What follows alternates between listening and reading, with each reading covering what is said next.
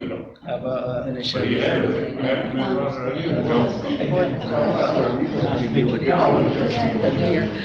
no. We've been going through the arrest warrants. We're on duty here, right? Lunchtime. Talk to him about it today.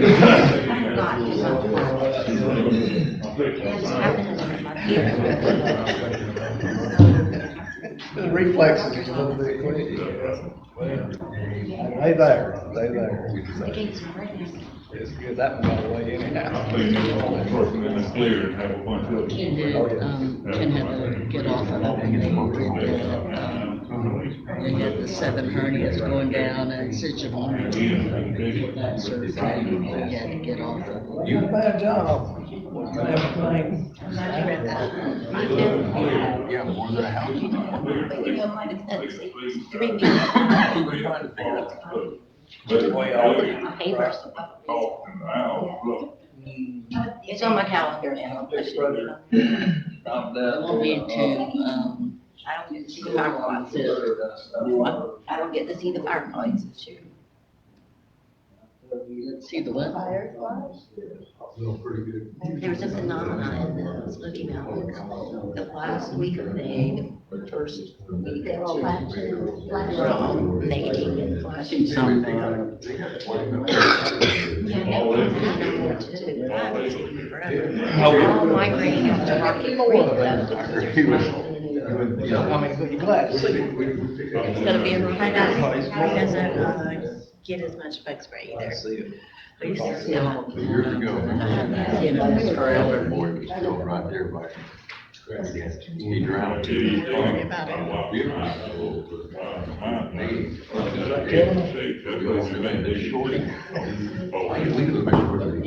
Birds or what they think they eat. We're ready to get started right now.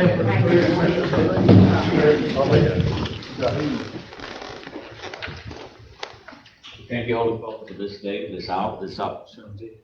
We bless your name, Father, what you've done, what you need, what you've been to us right now. Thank you for how you're going to lead this meeting and be able to do something for our citizens. Father, for we know more than servants. And we ask you right now to keep us humble, that we'll be able to serve our citizens that we are appointed to do. Thank you now. Thank you for your goodness and mercy again. In Jesus' name I pray. Amen. Amen. I pledge allegiance to the Flag of the United States of America and to the republic for which it stands, one nation, under God, indivisible, with liberty and justice for all. Welcome everyone to our meetings Tuesday, April 25th, 2023 at 6 p.m. We have a conference line set up. Number is 917-900-1022. Access code will be 32347#. This is not a toll-free number, and you may be subject to long-distance charges according to your long-distance plan. When the chairperson opens the meeting for public comment, please follow the below instructions. If you wish to speak, please dial *5. The moderator will unmute your line when it is your turn to speak and notify you by announcing the last 4 digits of the telephone number. Please announce your name and address. You will be allowed to speak for 3 minutes. Any person wishing to address the board regarding an agenda item will be given 3 minutes for comment. Commenter may only speak 1 time for each agenda item.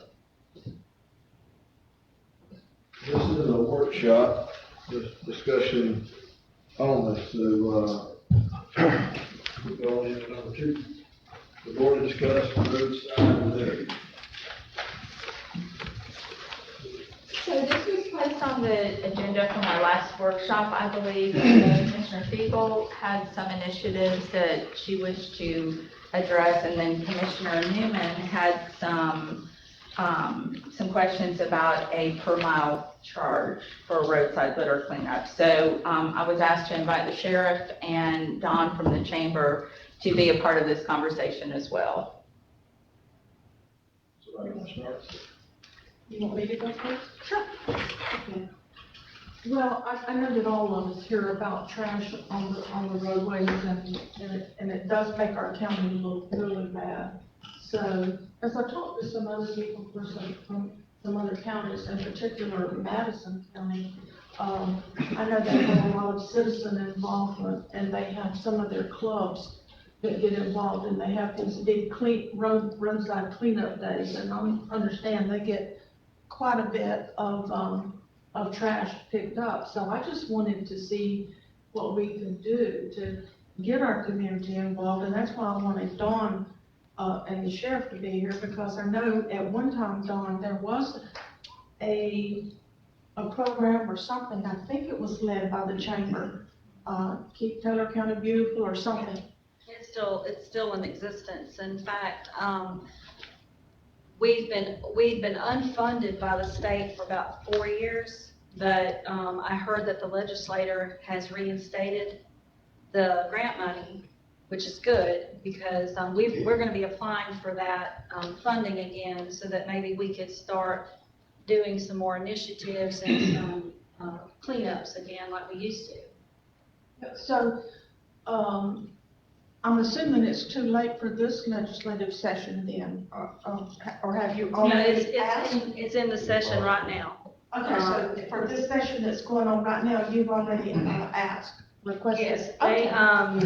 they're gonna fund the state hopefully, for $800,000, and we get about 20,000 of that. That goes to a Keep Florida Beautiful affiliate, which we are. We keep our affiliate in good standing, just so that when these grant opportunities come around, that we can apply for them. Also, that will help us better promote the Adopt a Highway. With the grant funding, that would help us better promote the Adopt a Highway program, which is through DOT. That would be an answer to a lot of our problems, because DOT takes on not only liability costs, they'll print signage. Through us, we can help better promote it. I think a lot of people aren't even aware of the Adopt a Highway program, but it's all state roads, which is where most of our problem areas are. They adopt basically about 2 miles worth of roadside, and the organization is recognized with signage, and through the state, they're given supplies. We also have supplies. We're doing like community cleanups, which we have now. We kind of stockpiled it last grant we had. We have orange vests for people that want to help out, and we also have like the things that pick up the garbage and all that, so people don't have to bend over, and we have trash bags, and we have all that. It has been a little difficult getting people to volunteer, but maybe we could start getting that whole environmental stewardship thing going again, and start putting some ads in the paper, and trying to get like different organizations like Rotary and Kiwanis and some groups together that might want to do some cleanups. But that's what we can do, and we'll start getting a little bit heavier on that, because I have seen that the trash problem has gotten a little worse over the last couple of years. So It has, and again, to get volunteers, and I don't know how you get people involved, but I know when my grandchildren, their school, they have to get so many community service hours to graduate. And, maybe if we could incorporate some of the schools, other schools, maybe they have to get community service hours and get them involved, but get all the clubs and. maybe the ROTC and the Key Club at Winter Grace and stuff like that could maybe, and we can do that. We're willing to do that, and maybe get a little bit more vocal about it. We have a Facebook page, we have a website, we have the materials we even have t-shirts we could give volunteers, just as an incentive to say, hey, help us out, and we're willing to do that. This is a good time of year for us, because we're done with the first phase of festivals at the beginning of the year. So during the summertime, scallop season's kicking in, and so that's usually not a busy time for us personally at our office. So that's a good time for us to maybe start really pushing keep our community clean and kind of get that, rolling again. At one time, I know there was a youth group from a church that they went out and just on their own. And I don't know what happened there. I don't know if that pastor moved on or what, but I know that they did provide a good service doing that. And I'm wondering, and maybe the sheriff would know this, is if we up that fine, you know, those road, what is the fine now? Of course, It's $500. It's how much? 500. But the problem is you gotta see them. That is the challenging part, is catching them doing it. Now, I know the sheriff is, when people find these bags of garbage, you can call the sheriff, and he'll send somebody out to see if there's any identifying documents or anything in there, and I think you can talk about it when you come up, but, and I wish, and I know we've talked about this many times over the years that I've been here, I wish there was some way we could get the judicial system involved. I know, and with other counties, these people that are sentenced to community hours, they have to get out, and you see them on the side of the road picking up trash on Saturdays, just drive up Fort Tallahassee. I know Wakulla, this is kind of funny you say that. I always wanted to mirror what Wakulla used to do. They're really tough on anybody that breaks the law. But they actually had T-shirts printed for them to wear. It said, "I messed up, so I'm cleaning up," and made them clean up the road. I thought it was great, but it didn't go over too well.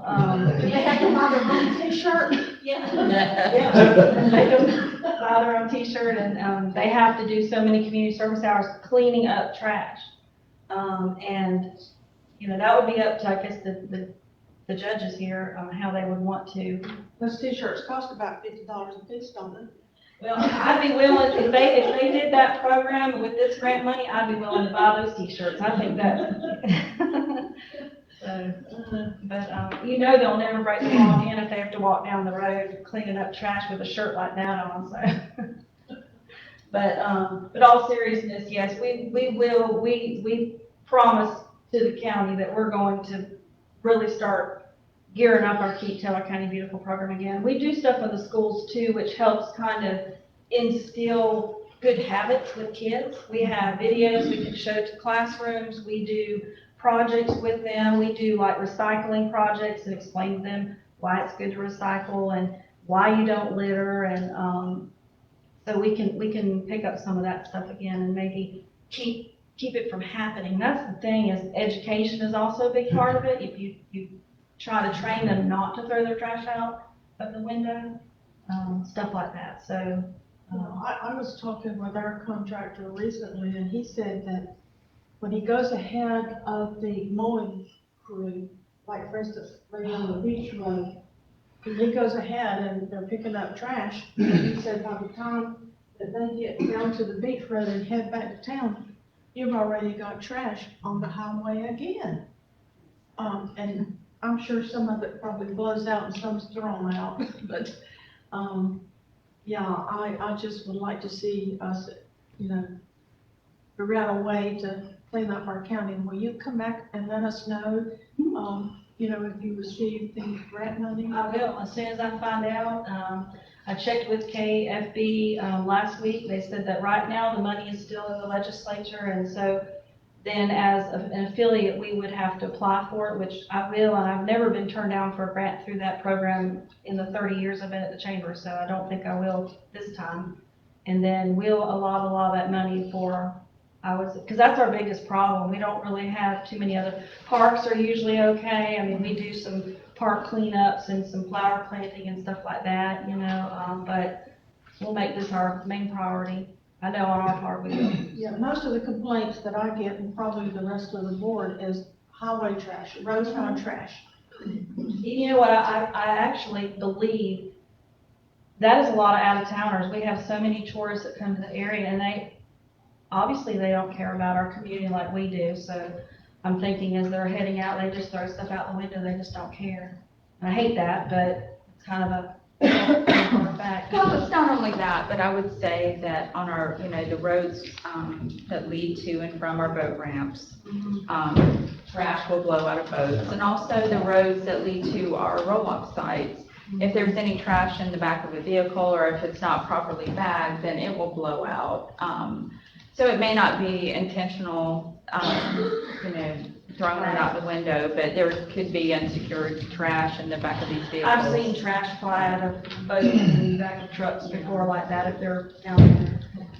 Another thing we can do, we did this years ago, where's the neon? Oh, there you are. We used to give out litter bags at the marinas for them to give to the boaters to put on their boat when they're, so we can print some of those again. That's a good idea. Yeah. We could have at the boat ramps. I know our attendants do try to tell people, make sure everything's secure as they're pulling out during scallop season, but if they have bags to hand out, that might help as well. That's a good idea. We can do that. Okay, that would be good. Regardless of whether we get the grant or not, we'll do that. We could do that through the TDC and print some litter bags with the logo on it, tourism logo, and then just give them out at the boat ramps and at the marinas. That's a good idea. We can do that. We should be able to do that. But I'll go ahead and start on that before scallop season gets here. But I'll also, like I said, I'll get some more information about the Adopt a Highway program and maybe start pushing that with some of the clubs. And, Schools. Yeah, the schools, clubs, anything, try to get that ramped up. Because I know there's several adopted areas. One of them's way down 98, and then there's 221 that Nancy Gohagan, she walks up and down and cleans that. But there's not too many of those anymore. Maybe we'll try to change that. Those are all state roads? Yes. Right, so, I think a lot of the ongoing or recurring problems that we have, of course, is around our roll-off sites. And typically those are county maintained roads, so. Well, through that, we could do the Adopt a Spot program, which is what we do through our office. And nobody has adopted an area in a while, but if they decide to adopt a county road or like a mile of a county road, at our expense, we'll print a sign that says adopted by and whatever group or family wants. A family can even do it. It doesn't matter, whoever wants to do it. And the only thing we usually do is like come to you guys and ask permission, can we put a sign here? You say yes, and then we have to do the whole no cuts thing, and then we put the sign and we're done. So, and then we ask them to like report to us on how much trash they pick up so we can keep track. A pound, one bag of trash is considered 20 pounds. So we try to keep, a log of how much trash we're actually collecting. We can do that too. We can start promoting the Adopt a Spot program. You've probably seen a couple of, I think there's a few of them have seen Hatchie and some of them down Keaton Beach and Higgins Cove and Well, I'm certainly in favor of those efforts. I know there's multiple events down in Steinhatchee when there's volunteer efforts and organizations that are promoting that and encouraging folks, and I think there's a great involvement and turnout, so hats off for all that effort. The thing that I continue to see there is that in spite of all those efforts, we have certain areas that continue to have these ongoing problems. So that's, in a nutshell, the effort that I've kind of tried taking up. And I've talked with the sheriff, and I'm trying to see other ideas or concepts. I appreciate all the work that his crew's put in and those folks that are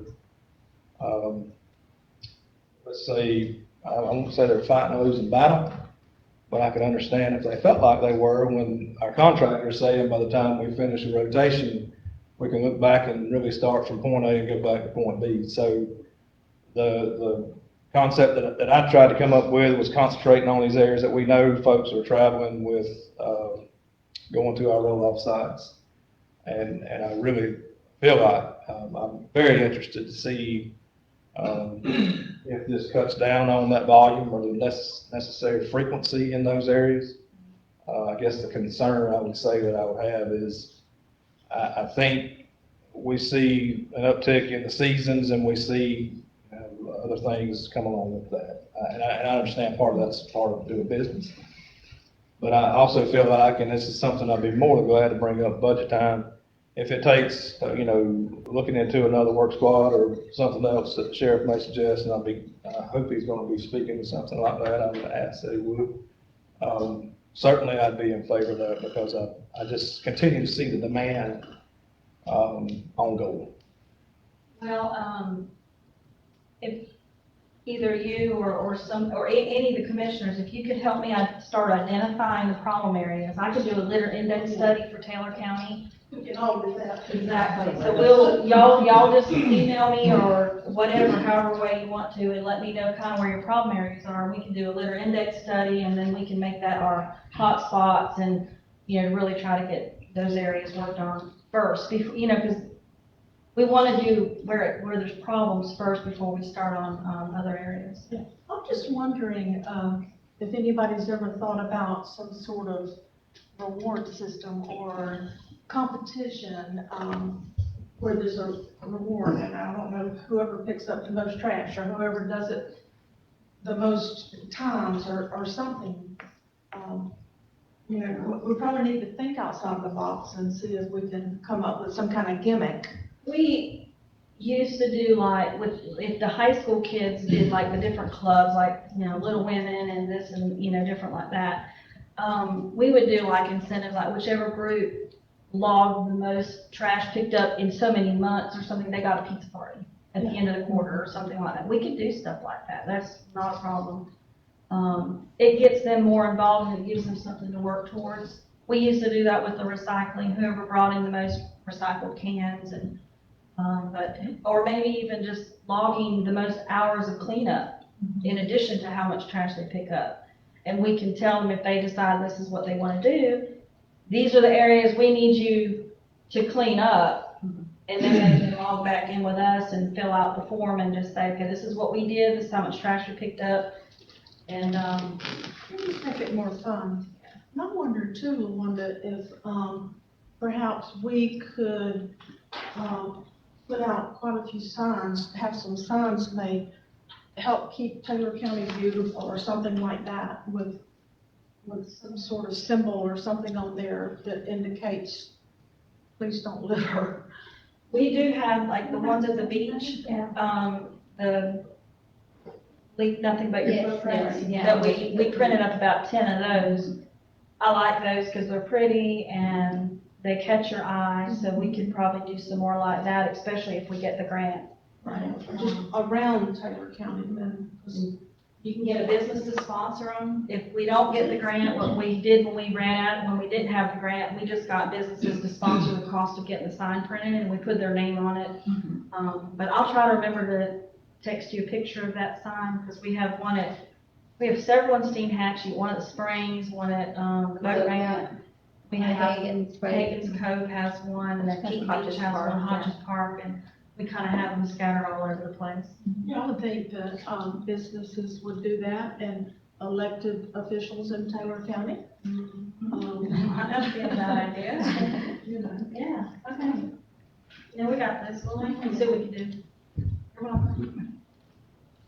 Well, I think all these are great ideas, and anything we could do to clean up the community is obviously a big help. I wanted to talk on maybe a current process that I think we already have a kind of a process in place. I know the sheriff, they've all done great. I know I've had several instances where there's just the cleanup crew has stacked 4, 5, 6 bags up that sat there for several days, and I obviously realized they wasn't coming back to get it, so I called staff, and then I think the sheriff had someone go out and get them, and they've done that several times for us.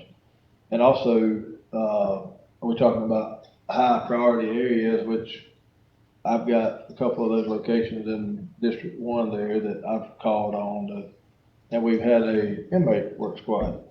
Does anyone ever use that, scenario? Is there a reason that doesn't work? I mean, I know before folks go to spend the money out of district funds, that if we've got new opportunities or things that we can use today, that. So if I get a report that there's a county road where we need trash pickup, I reach out to Danny Oakland and ask him if he could reach out to one of the inmate work squads.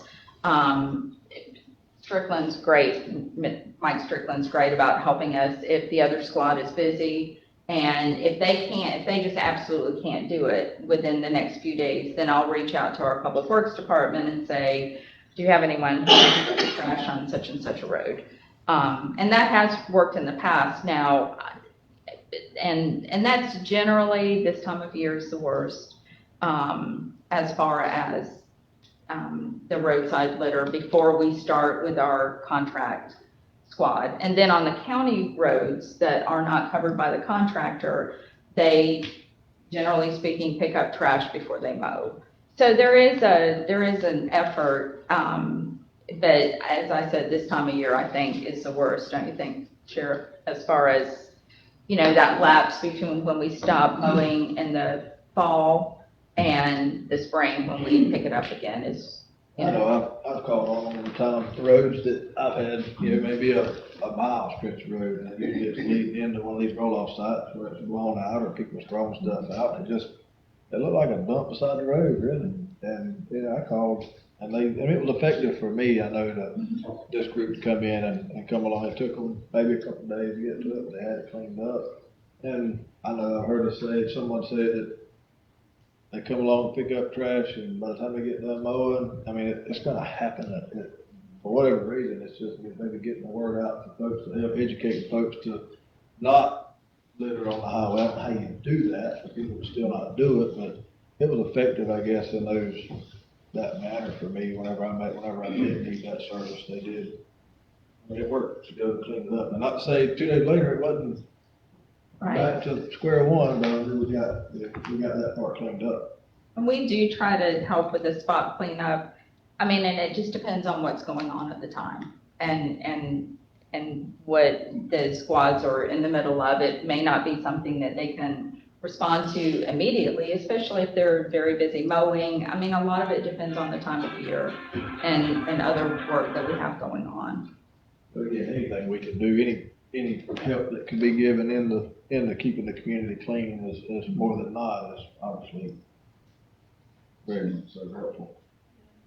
And Would you, just, tell everybody what we have currently in terms of squads? So we have a prison inmate work squad that is dedicated to the sports complex.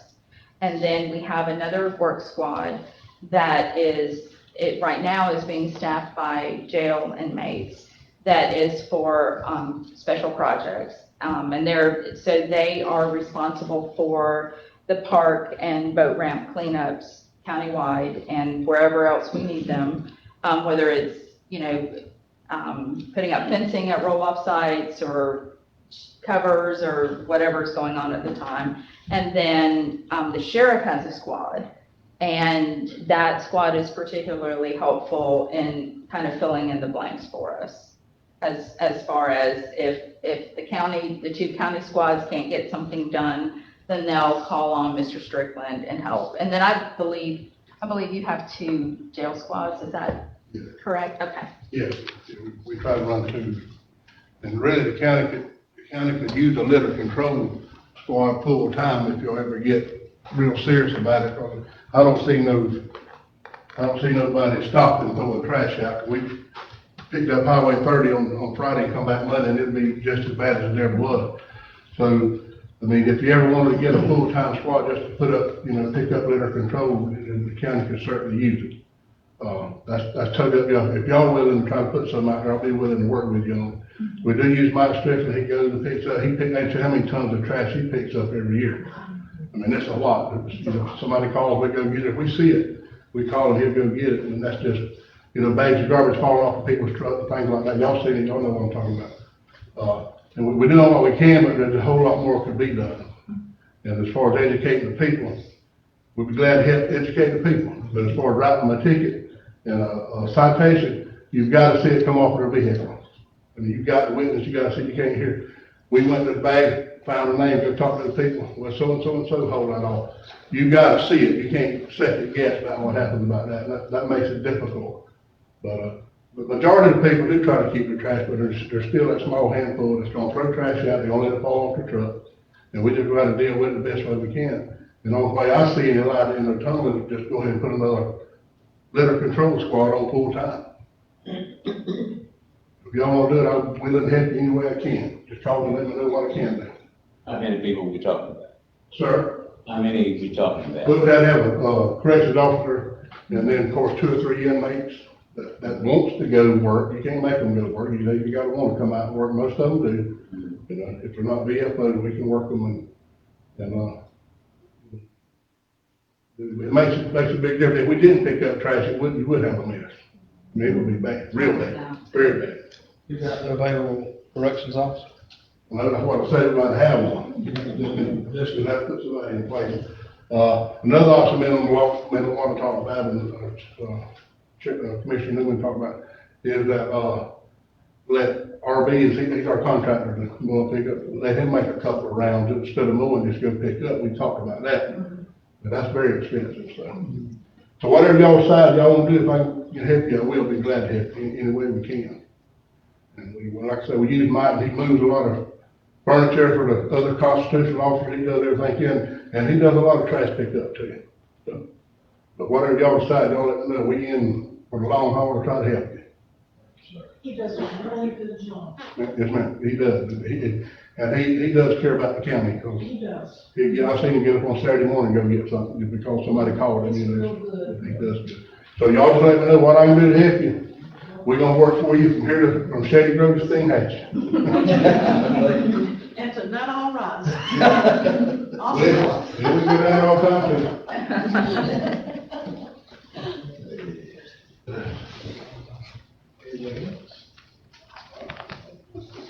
Move on. Number 3. The board discussed potential leasing of county-owned mobile home located in Steve Hatch.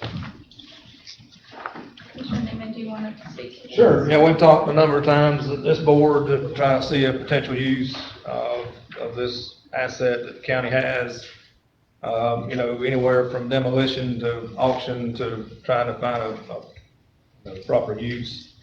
I had a number of conversations with Steen Hatch Chamber President, Mr. Mark Revlin, and we actually met with Ms. LaWanda and Mr. Williams president to evaluate, you know, this mobile home. Some questions being if there's damage or mold or things of that magnitude, and that's been about 2 weeks ago, I believe. There is not currently any mold damage or such as that, and the consideration would be to try to enter into a lease with the Steenhatchee Chamber of Commerce.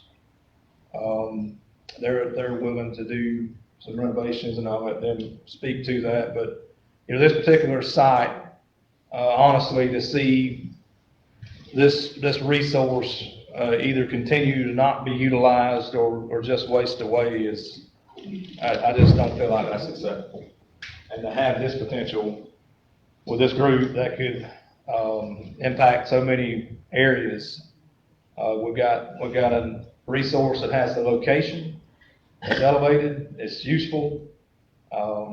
It would be such a key component, I believe, and they're going to speak to that as well in respect to folks that are using our boat ramps, folks that in the short term will be walking down the new sidewalk that'll be in front of this facility.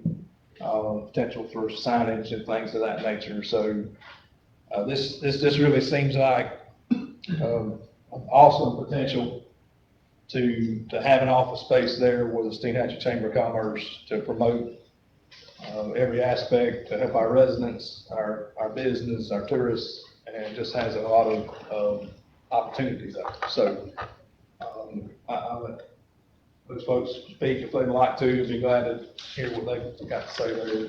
We'll move forward. How you doing, Mark? We went and looked at the property, and it's, in my opinion, it's got the possibility for rehab. I checked into some ADA compliance issues as far as the wheelchair accessibility. There's different ways to do that, lifts and of sort. Doesn't have to be a full-blown elevator. And I think that it would offer some credibility to the chamber. We have an office. Right now we have a little place at the community center. It's about 12 by 10, no windows. I think we could attract visitors, have information, and we could maybe even staff it. We have Rhonda who's works with us now. We would actually have somebody staff there on the weekends to promote the area. I just think it's tons of possibilities there, and and it's sitting there rotting away. And if we don't capture it, county's put a new roof on it, so it's got a brand new roof on it.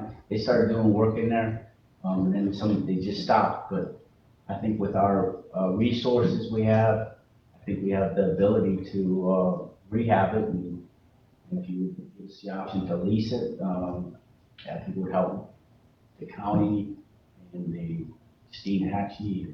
I mean, the possibilities are endless as far as I'm concerned. Just seeing it rot away, and it's just an eyesore. I mean, if we're not gonna do something with it, we're probably gonna tear it down.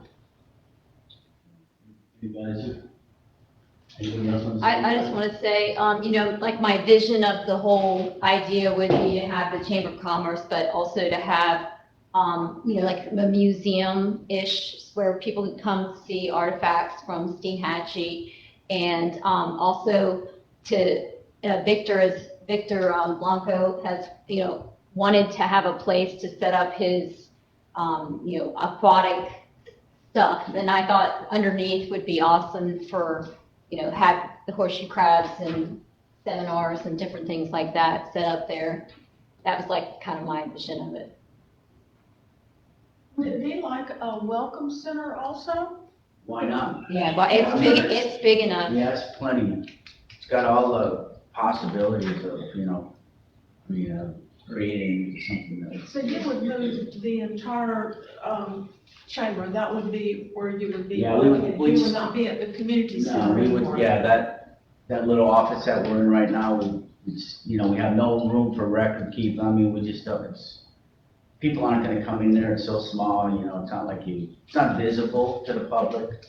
And, if you look there, when you look out the windows that are there, I mean, it's just, the possibilities are endless to view, and people could come up there and see what's, you know, just see that, the whole boat ramp. And then, too, you have the ability to watch that boat ramp, you know, that we'd have the internet service, so now we're talking security cameras, you know, all that, those possibilities are there. And talking about, you know, we're talking about, Victor Blanco, talking possible funding and getting some, possible grants to help, you know, put that thing together. And, you know, we have the ability to get things done a little bit without, you know, the red tape you guys gotta deal with. We would have the ability to circumvent a lot of those issues that come up when the county's gotta go through the process, so. I think it's a great idea, and. We'd like the opportunity to try it. How's the structure of that building? Has somebody inspected it? I mean, I guess it's. Now, have you, like I said, the county put a roof on it, I don't know how many years ago, it's got a metal roof on it. Didn't see any visible water, now it's gonna have to be stripped, the side, it's gonna have to have new siding on it, new windows, new air conditioning, go through electrical, I mean, it would be converted back to an office, basically.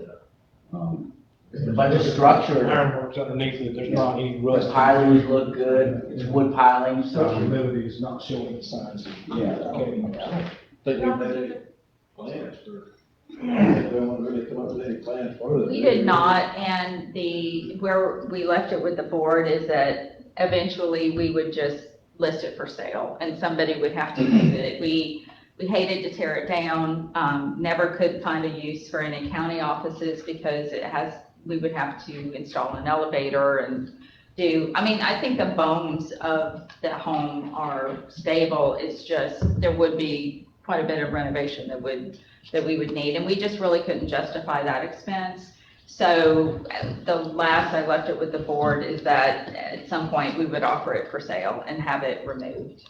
We consider, you know, all those uses, we talked about educational kids with Victor and the extension office as the potential for commercial advances for our other fishermen folks that would have the opportunity to see that grow. Our businesses, tourism, TDC, and I did talk with Ms. Perez, and this is not a competition between the Taylor County Chamber of Commerce and Steinhatchee Chamber of Commerce, but more so cooperative effort to see all of these things come together and work in tandem. So the idea would be if the chamber can see fit for the remodeling and renovations, a long-term lease of something like 20 years, you know, with it needs to be something that they can recoup their investment into this building while at the same time, having an agreement with the county. So, I mean, I'm not the legal analyst, but I mean, I would say a 20-year term lease, $1 a year, something like that, not to put them in a compromised position, understanding the efforts they're gonna have to put into some remodeling and renovation there. So also with that type of lease, you would want them to have the first right of renewal, something of that magnitude, would be my preference. Yeah, I don't see it. Yeah, if there's any, I don't see any, I'm not opposed to this initiative moving forward, anyone from this board, that we don't see any reason to. Here you talk about the elevator, how far is it up to ground, how high? How high is it? Yeah. It's about 9 feet from the ground. So there is they call them platform lifts, which would be ADA compliant for a wheelchair. And basically, that's what you're trying to, you can still have stairs, but you're trying to be able to be compliant. So, and they put them in restaurants and commercial buildings with the ability to bring that chair up to the top floor, which is, like I said, about 9 feet to the floor level. So, Yeah, that effort would be sure that we didn't have any kind of discrimination between folks that were disabled. They would have access. yeah, we'd have to do that, and like I said, I researched into it. I mean, if we put an elevator, we could still do an elevator, but you're probably tripling the cost when you get a full-blown elevator in there versus something like that, but, even an elevator, probably about between 25 and 50,000 to put one in. So, And you have maintenance on those things too, Oh, yeah. and, Oh, yeah. there's always things going on. Yeah, maintain the property and all that stuff, but I think that if we build it, I think the funding would be, we'd have that ability to find funding for it. It'd be something that would, just represent the county, that, at our boat ramp. Because right now it's crumbling, so. Am I looking at acres around that boat ramp? Well, that is for the entire property that the county acquired. It's all on one parcel, so that's for the entire parcel. And I think it would be easier just to lease the mobile home than to try to cut out that piece and sell it and go through all that. So we would just be considering leasing the mobile home only, unless there was an area around the base of, the base of the home that would be considered. One question that I have now is, how much parking space would you require, and would it, infringe on any, boat parking that's already Well, there? there is actually parking for vehicles now around the bathrooms, there's picnic tables area there. Then off to the one side, to the east of it, there's actually some more single vehicle parking, right down in the area. I think one was designated handicap there as well. Correct.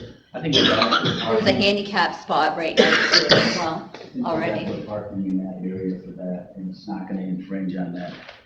And there could be parking in the grassy area. Yeah, I mean, we could- They all park everywhere. Yeah, we They're could- the same thing. Make it work, I mean, that's. If we have the sidewalk there, just making that access, people, when they're walking, they can park farther away and walk up as well. Just as long as it doesn't, interfere, it doesn't sound like it would, but it certainly would make you all more visible. Right. And I can think of several advantages that would lead to doing this. Now, do you plan to, let me just ask you this, how are you gonna fund the renovation? Well, once we get the go-ahead from you, I think we'll start, and we talk to, different, people on funding this, and I think there would be, possibilities out there, because we're, what are we, 501c. 501(c)(6). So we do have some ability to get different funding, and I mean, we, being the chamber, I think we could, if we put fundraisers together, we could get money, and I think just The Fiddler Crab Festival. Yeah, we got ways. We put in we got ways to 300 get vendors funding. this year, so we doubled our We got- vendors. Then we have the source of, we have some contractors that are, our members and just citizens, and I think, it's gonna be a little bit of effort, but, Do you think that there are grant opportunities? I think there is. I personally think there is, yes. Yes. And I think, like I said, for us, I think it would be easier for us to get funding than it would be for the county. I think there may be a possibility of, once this is developed, you could maybe apply for a working waterfronts grant. And that's what Pam Wessel, she's saying, waterfront. Yeah, so that would help with that type of designation Right. and, depending on the activities. And I believe that's something that Victor had brought up. Right. He had visions of, a fish market or Right. something in that Yeah. area underneath the mobile home, from what I recall. I mean, it's an open slate as far as, right now, at this point, it's, somebody comes up with a great idea, hey. bring it to the board, and we all agree. Well, I say we put it on the next agenda, for consideration.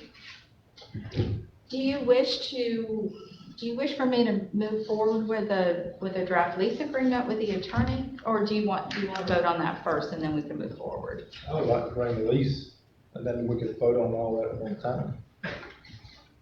Fine with I think me. do it all the time. I don't really see- How long is everyone sitting there empty? I'll give those guys to go ahead. I don't know how long that'll take, but if it's the second meeting in May, okay, that's not a month away. But I would say if we could bring forth the lease agreement, with everything researched, and we could vote on that and give the approval.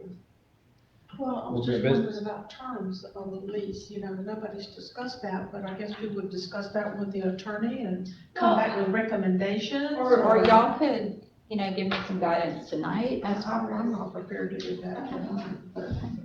And that's something that could be changed in the lease, certainly, as far as the terms. And Attorney could come with a blank line, and he can fill that in after, based on the guidance given at the meeting. But, second meeting in May? If you can do it the first one, let's do it. This is the second one, okay. Again, I think if you look at the potential investment the chamber is gonna be putting into that, I think a 20-year lease at a minimal rate to encourage and help our chamber of commerce is the least we could do. I mean, I think that's fair.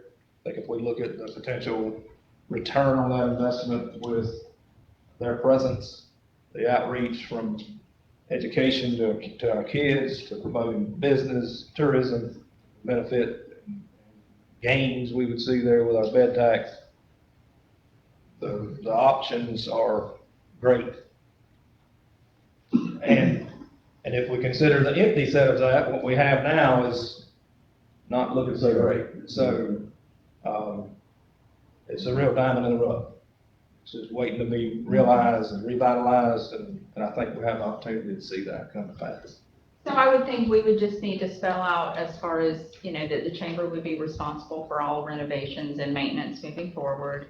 And then we can work out the other terms if that's your. Yeah, we'll have the attorney draw it up, and then we'll go through it with our representation, make sure we're good. And Sound like somebody needs to go to work though. I know, I don't know why I'm doing this, but but I just keep driving by and it's gonna blow in the wind, man, it's gonna blow apart. I know you get for that, but have you had anybody to kick against it? Their show too, Any what? to kick against what Be you against it. I haven't had anything, but you know what, you never know, there's gonna be, you never know, but. Well, it's been there all this time. Yeah. Right. And ever since I've been here, we've tried to get rid of it. We Right. even, I think at one time we even said if somebody haul it off, they can have it. Right. And, so, it's time, it's been time Right. for something It's just useful getting to worse and happen worse there. every year if you go by there, like I said, a good windstorm's gonna start blowing that siding up, then we'll have insulation blowing everywhere, and it's just gonna be a mess. I'm just glad y'all are stepping up and you wanna do So, something. yeah, I mean- It's a win-win. I think it is, and, you know, it's just, it's You worth can, a shot, it's worth a shot. You can build a gradual sloping wall, Yeah, I actually Of looked all into that, both yeah, sides, go around it, yeah. and would that eliminate having to have an elevator, and that's all There's there different now. ways, and I started researching it, and I said, you know what, this is not impossible. You seen the one that Curtis had, Yeah. the slope on their house down there? Yeah. You could drive a golf cart all the way up to the front porch on that slope there, and a wheelchair Yeah. would be fine. Absolutely, yeah.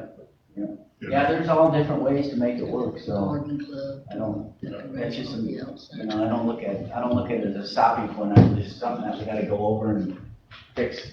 But, I appreciate it. Thanks, sir. Appreciate what maybe we can make it work, like I see it. Thank you. All right. Anybody else, you girls got any comments? No, thank you very much. I'm so raised it well. All right.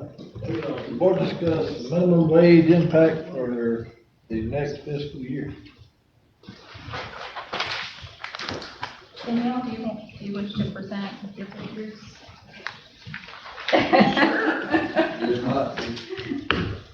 You want to come up there? Sure. So, this time last year, we talked about it too, minimum wage mandate. So for fiscal year '24, moving forward, you know, the mandate had to go up $1, effective September 30th. So right now, we're looking at that estimate at being around $45,000. That could change right now. They have not passed the rates for retirement. It's in the Senate, it hasn't passed the House. If I understand it correctly, the House bill is way high. The Senate bill is around what it normally is, which is 1% or 2%, which is what we normally look at. The House bill is extremely high. So we won't know that for a few weeks, and that, so I'm estimating it at the lower rate. And so just to give you a heads up about that with the minimum wage, about $45,000 across the board. And last year I also asked, because we're getting into budget, I will send out instructions next week, because everybody has to turn their budget request into me by June the 1st. So my question to the board is, last year we asked about $1 an hour for everybody, and the board's recommendation to me for my instructions was that everybody could ask for the $1 in their budget, because it's easier to take it out than put it in during workshops. So my question is, do we do that this year, or would you prefer me not to do that this year? So we are just needing some guidance, because I send out instructions on Monday to the constitutional officers in the county departments. In the past, we didn't really have an issue with that.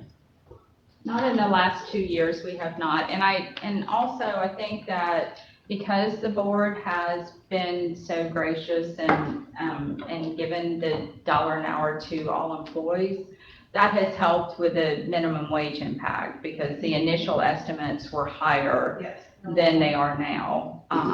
But that's at the will of the board. For 2 years, no, last year, we included the $1 an hour. Correct. Okay.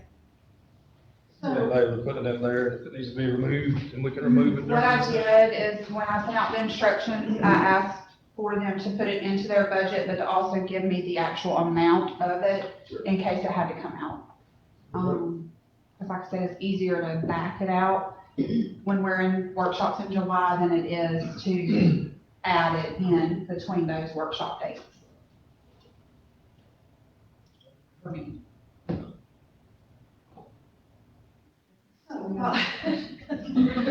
So while we're talking about this budget stuff and this dollar for everyone in the county, okay, and that's something that we are not obligated to do, but we have done that since we started this since all this started, 3 years ago? This will be the third year. Yeah. I'll tell you one thing that I want to see. And, y'all, we need to do something with our firefighters. And I think that we need to go over $1 for these people. Who's that now? For the firefighters. I'm embarrassed at what these people work for. And I think that I would like to see us take that one department where we already are at least 3 firefighters down. And I know that when I met with LaWanda the other day, basically she insinuated that our fire chief is having to get out and take calls because we're short.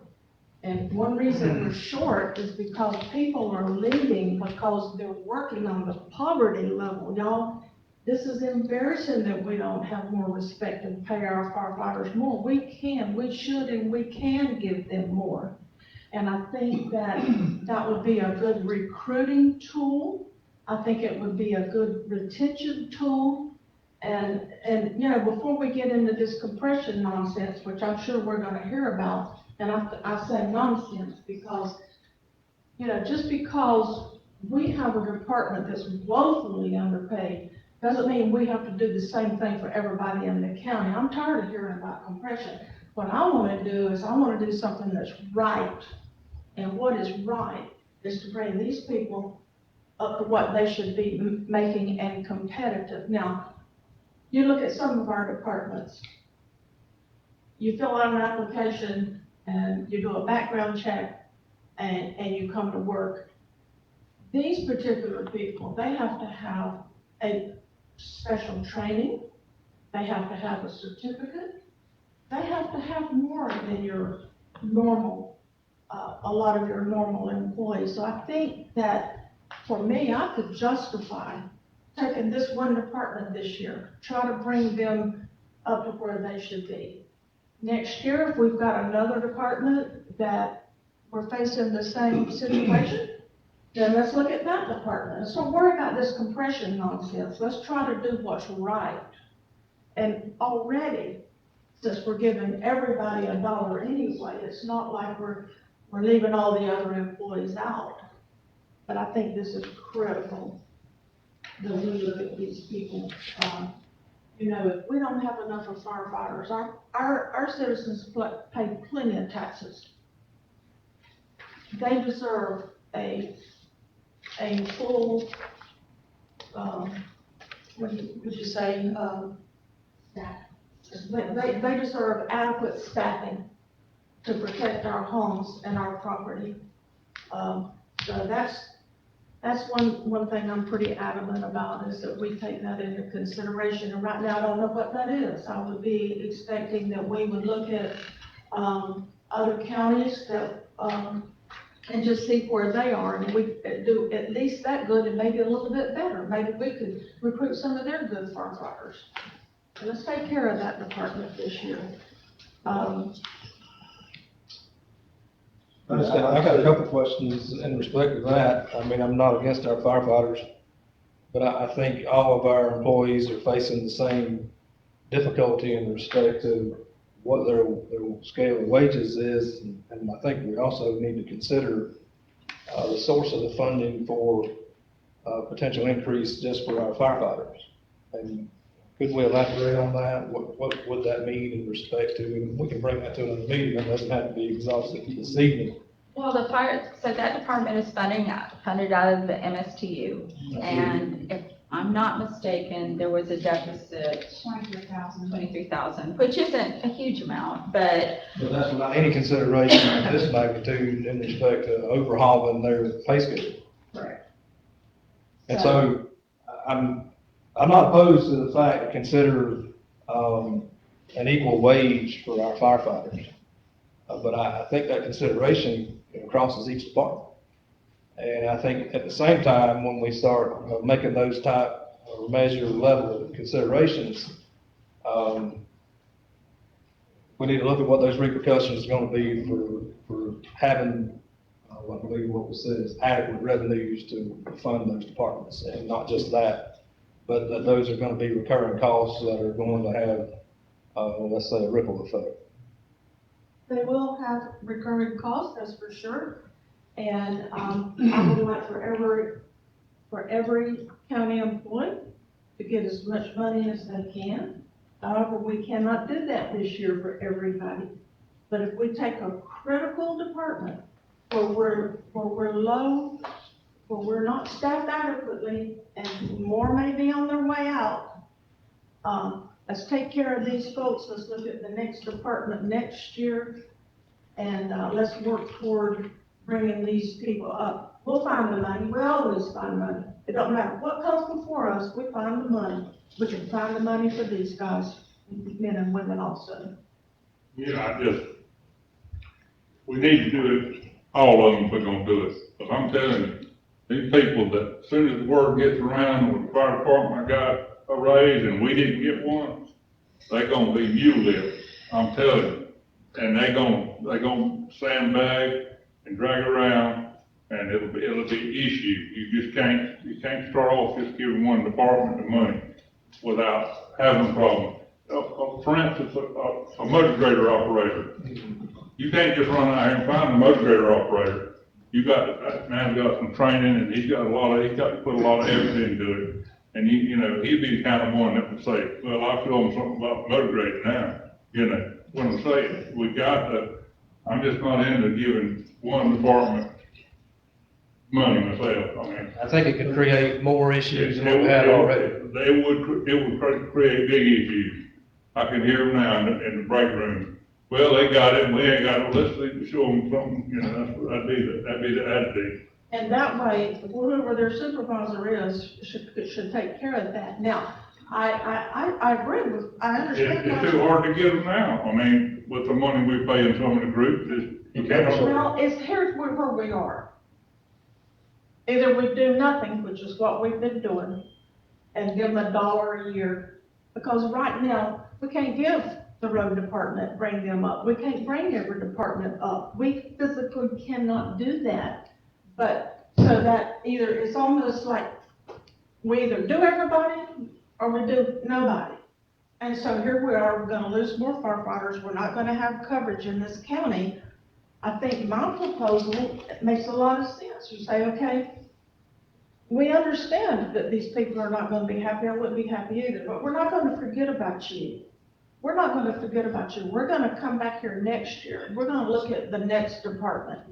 And let's bring them up next year and do what we can. But if we don't start somewhere, we're gonna be sitting here forever and do nothing. Wouldn't it be suitable to say that every department head has to submit their own budget and request their needs for the following upcoming year? Is there any reason that each department head, firefighter group, road department present their budget based on what they need to run their department? And if the fire chief needs more money to staff his operation, then I would say he would need to get some comp rates from surrounding counties of what he's basically competing with, not Tallahassee, because obviously we couldn't compete with something like Tallahassee. And we have been pulling that information in preparation for any potential discussion about salary increases. Right. I mean, we can do a comparable of surrounding counties. Each department should submit their budget based on what they need to run their department. We're just telling them $1. If they need $2, then they need to submit their budget based on what their needs are. Don't you want to not to have done that? If you're 3 short, anybody can pretty much figure it out. Hey, why am I short? Why am I not getting people here? Or why are people leaving? Why is it? And if my salaries, and I think if I ran a department, I would know. You could ask me any day, how do my employees' salary compare with such and such a county? I bet you I'd be able to tell them. So if you know that your staff is underpaid when you do comparisons, I would be asking for it. So I don't understand why it's not being done. Well, we usually ask for direction from the board, as far as salary increases. And that's something that is either added to the budget at the start of the process as we're doing the budget prep, and then we have an idea, once, we have an idea about the values, because that's something that can be very variable. Then we have, at a staff level, we have a better idea of what we can manage and not. So that's why we ask for direction from the board. Do we include salary increases or do we not? And then And the we'll, instructions are normally telling them to ask for the same amount, even though, I see what you're saying, but, you could, right, It could end up being a yeah. unrealistic number, but obviously, they would have to have some kind of comparisons to go off of. Just can't come in here and just throw out numbers. The department heads would have to have something to compare. If this is why I'm asking for this He amount. does his homework, or she does his homework. Right, and then the board, either you can do it or you can't. At the end of the day, we'll know what we can do. So you either do it or you can't. so we just need consensus from the board whether to send the budget instructions out with salary increases or not at this point. Well, what's gonna happen? Pretty much you're gonna have each one of them to come back with salary increases. So then it's gonna get here and you're gonna have to say, okay, well, which one are we gonna do? Are we gonna do them all? No, we can't do them all. But which one are we gonna do then?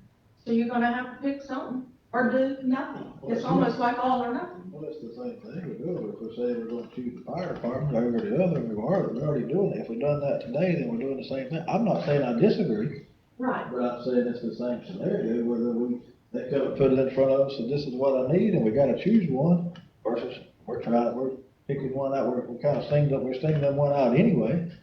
But I'm just saying. Yeah, and I'm okay with them all asking. That's fine with me, but come here with information. You've done your homework.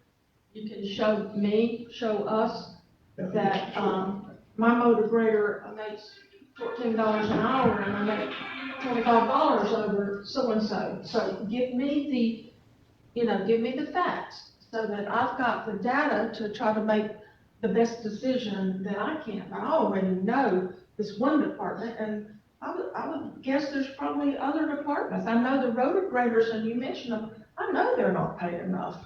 Because I sent a guy up here that moved in here from somewhere else, and he had done that for years and years and years. And when he got here and they told him how much it paid, he left and left. He called me and said, there's no way in the world I'd work for that. So, if we take one department this year, next year, let's go ahead and decide next year we're gonna look at this department. Let's bring them up. Let's step by step try to bring all these departments up to where they need to be, where they're making a good living wage. And I think you start with the ones that, that have to have a skill set or they have to have certifications. And I know with a motor grader, it's good to have one that has that experience because we get the calls when they don't. But, they are obviously probably confused now, what would that be, is that an issue if we had department heads come and submit what they're? Yes, I would like consistency as far as, and it's just not the county department, it's the constitutional officers as well. It includes the constitutional officers also, not just the county department. Everybody works for the county. Each one having to submit their own budget, but is that gonna cause an issue, I guess, or too much confusion if there's? I believe it would. I think that consistency would be better, and then only because once the values come in, then we'll have an idea of where we stand, and then it can always be changed during our budget workshop. You say it's okay for people to submit the needs? sure. Or are you saying you need to go with the dollar? That's what I would like to send the instructions out, because I'm sure that's relative. Every department head, I'm sure, feels like their employees are critical and everyone needs more money. So I think it would cause a lot of confusion if we just say, just fill in the number. Plus, we have a salary study that we follow that's, that has been our guiding document. And I would rather, follow our salary study that's approved by the board and has the ranges in it. And, and that can be changed, but I don't know that again, I feel like every department head feels like their employees are underpaid or needs to be paid more. And they may feel like their own department is critical and integral to county operations. So they need to move forward as we have, and if we have a critical area that we feel like we need to discuss, then we need to bring it up in Budget workshops. And I'll have the amounts for each department. I'll know the amounts for each department, what that increase is. See what I'm saying? So that if it's a question during the budget workshop, for each amount, for each department, whether it be solid waste or livery department, whoever, if it comes up, I'll have that amount. See, this is why 2 months ago, I wanted us to start having budget discussions amongst us so that we could put our priorities out there. Now, here we are 2 months later. How far are you into the budget already? I'll send instructions out on Monday. Yeah, see, and so here we are, coming in late, and I would like for this to have happened 2 months ago. So I'm suggesting that next year, that in January, that we have budget discussions and each one of us can present our priorities and the things that we would like to see ahead of them already pretty much have the budget figured out. And that's what's happened up until now. We're presenting a budget, and then if we want whatever our priorities are, then you gotta go back and work them into that instead of, I think the board should have an opportunity to discuss our priorities, then let them work on the budget. I think that's what our budget meeting before, and they do present a budget that is, pretty well put together, and it's not a wreck, and I can be thankful for that. That what the last couple of years I've been here, that the budget is not a mess, and we're having to go figure it out, so, I'm not saying that. no, I'm not saying you are, but I'm just saying that's not at all, but I'm just saying that's what our budget meetings are for, is if, when they bring us a clean, laid out budget, if we need to make adjustments, then it's a lot easier for us to make a conscious decision on adjustments that we need to make and where the money may come from. Yeah. Well, I know a lot of boards in other counties, they do have these meetings ahead of time for their board to discuss their priorities. But this board doesn't want to do that, and you want them to present us with a budget, and then we say, okay, now this is what I want, and if enough people agree on it, then they got to go back and make these adjustments. It just seems like to me that it would be prudent to have these discussions, say, in January, before they start on it. They know ahead of time, this is, hey, I know that Spiegel wants this, and English wants that, and, I'm not opposed to it, set the meeting, I'm in it. I think the danger in a lot of that is you're setting forth a lot of requests and desires when you don't understand what the values are gonna be, and if it's even something that's attainable. we'll find that out. We're finding that out. We've been finding that out. And I'm of the notion that if there's something that's broken, then we can fix it. But I'm not in the business of trying to reinvent the wheel. So I keep the same position I had earlier. If it's $1 an hour, and that gives that instruction. That's that. I think that's the direction we should go, and we need to make adjustments during our meeting, so we can talk adjustments at that point.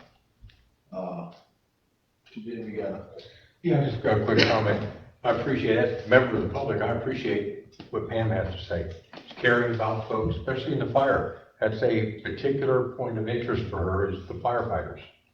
Been pretty obvious. And they're probably underpaid, and they're important to the community. By the same token, Mr. Moody brings up an important point. I remember a terrible episode at this meeting about the bonuses a few years ago, because we couldn't give the proper bonuses, right?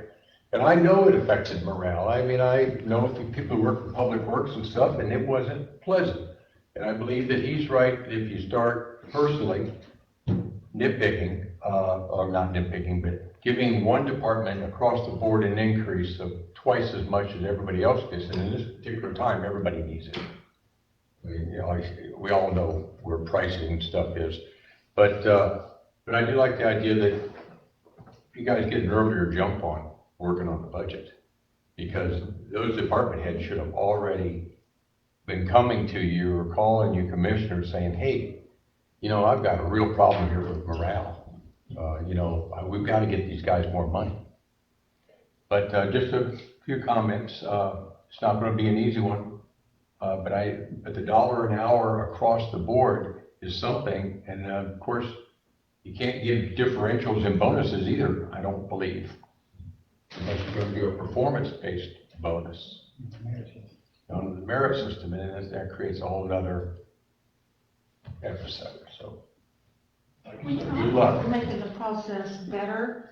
I'm not trying to reinvent any kind of wheel that's asinine. I just think that we all need to be forward thinking, and if we can do something to make the process better, then, you know, just because this is the way we've always done something, I've never bought into that.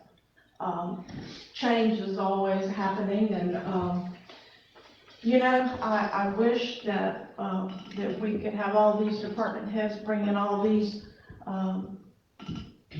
salaries where they're not paid enough, and we could go ahead this year and do them all, but we all know we can't do that. So if you pick one, yes, you're gonna have people unhappy unless they believe that you're gonna work their department next year, and we're gonna take care of everybody. We want everybody taken care of. Just understand we can't do it all at one time. So, do we have direction? We know. Thank you, Mayor. Thank you, Daniel.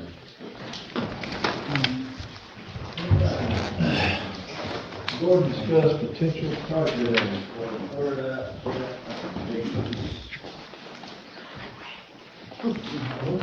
And Melody is on the line, correct? Yes.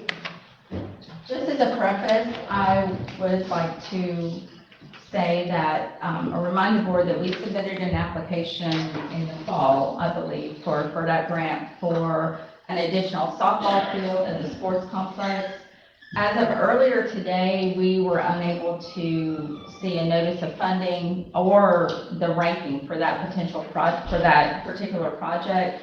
So I made a call today and was able to speak to someone from the state, and unofficially, I was told that our grant application for PERDAP came in number 2 out of 52 applications, which gives us a lot of hope that that particular project will be awarded. Now, it all is contingent on what the legislature funds, so that it's not over yet. There is unfortunately a potential it won't be funded, but I'm very hopeful after speaking to the state today. And the reason, well, one of the reasons I bring that up is that it's the time of year when we need to start discussing other potential projects. The Southside Park project is substantially complete. We're waiting on closeout for that. And the sports complex phase 6 is complete. So what I need from the board is what we need from the board is some direction of what we can research for you and bring back information on other potential projects. I would say that until we know for sure that the sports complex phase 7 will be awarded, that should be considered as a potential project, just in case it needs to be resubmitted. So I don't want to assume anything yet, which means we can only submit 2 applications a year. So we can submit either a $200,000 project or a $50,000 project. That's correct, Melody, right? Yes, yes. Okay, so You could do two $200,000 projects, but we highly recommend doing one $200,000 and one $50,000, because there are many years that they only fund the $50,000 project. Now, Melody, does that mean, since we already submitted the sports complex phase 7, this next funding cycle, can we submit 2 additional projects? So we have a total of 3 applications? Yes, you can have 3 open applications, but you're only eligible to submit 2 per year. Okay, If the sports complex is funded, that is not eligible, because you can only have 1 open grant per site at a time. correct. Until that money is. Until that project is closed out. So really, we need a list of 3 projects if we consider the possible resubmittal, or can we have, I mean, we can submit 2 more applications this year, correct? Correct. Okay, so the recommendation is to submit a $200,000 project and a $50,000 project, right? That's my recommendation. That way you know you have a good chance of, doing some kind of project. Because as I said, there's many years when there's a big budget shortfall that they only rank and award the $50,000 project. Correct. That's why we did Southside Park that year, because we knew that was a tight budget year, it was a good project, and we had a good chance of getting funded. And we should know by July if the sports complex phase 7 project will be funded. So we have plenty of time. What's the deadline? I don't think we know yet, do we, Melody? Because the NOFO hasn't been released? It's usually August. They moved it up last year, but this is the grant that requires 2 public hearings per grant and an additional public workshop. So because of the workload right now and all the Restore Act projects, we wanted to start getting a jump start by June and give y'all the opportunity to start taking a project. No decision has to be made tonight, but we want to get kind of some input on how you're feeling, so we know how to go about this and what we need to do to get the maximum number of points. Well, I would like to say that, very hopeful that we are awarded the existing grant that we just ranked, number 2 out of 52 applications. But I would, in the event that we did not receive this, I would like to see us resubmit to go ahead and, I'm hopeful that we're gonna get it, but if we don't, I'd like to see us resubmit. And some will be. Yeah. And, so especially with us having these tournaments going on now, we're about to have another one in 2 weeks, so here in Perry, and then another one about, maybe a month after that, we'll have another one, so, and feedback to that guy, we just need more fields, for sure. So, I mean, these that are going on, we're going with Overflow, the next tournament that we're about to have, from a Tallahassee tournament, so, it's just gonna make us better, but I'd like to see us resubmit. And obviously, we've got time to think about other projects in the event that we do receive that grant for the softball fest. We've got time to think about other options of. And I agree with you on that, and by the same token, if my fire station in Shady Grove is not funded, I would like to do the same thing, since we've already, decided that that's a priority project. Because I would like to, include that too, just in case that it's not funded. And then whatever the third Steenhatchee was the other one. Well, now this is, we're specifically talking about FERDAP now, which are the recreation grants.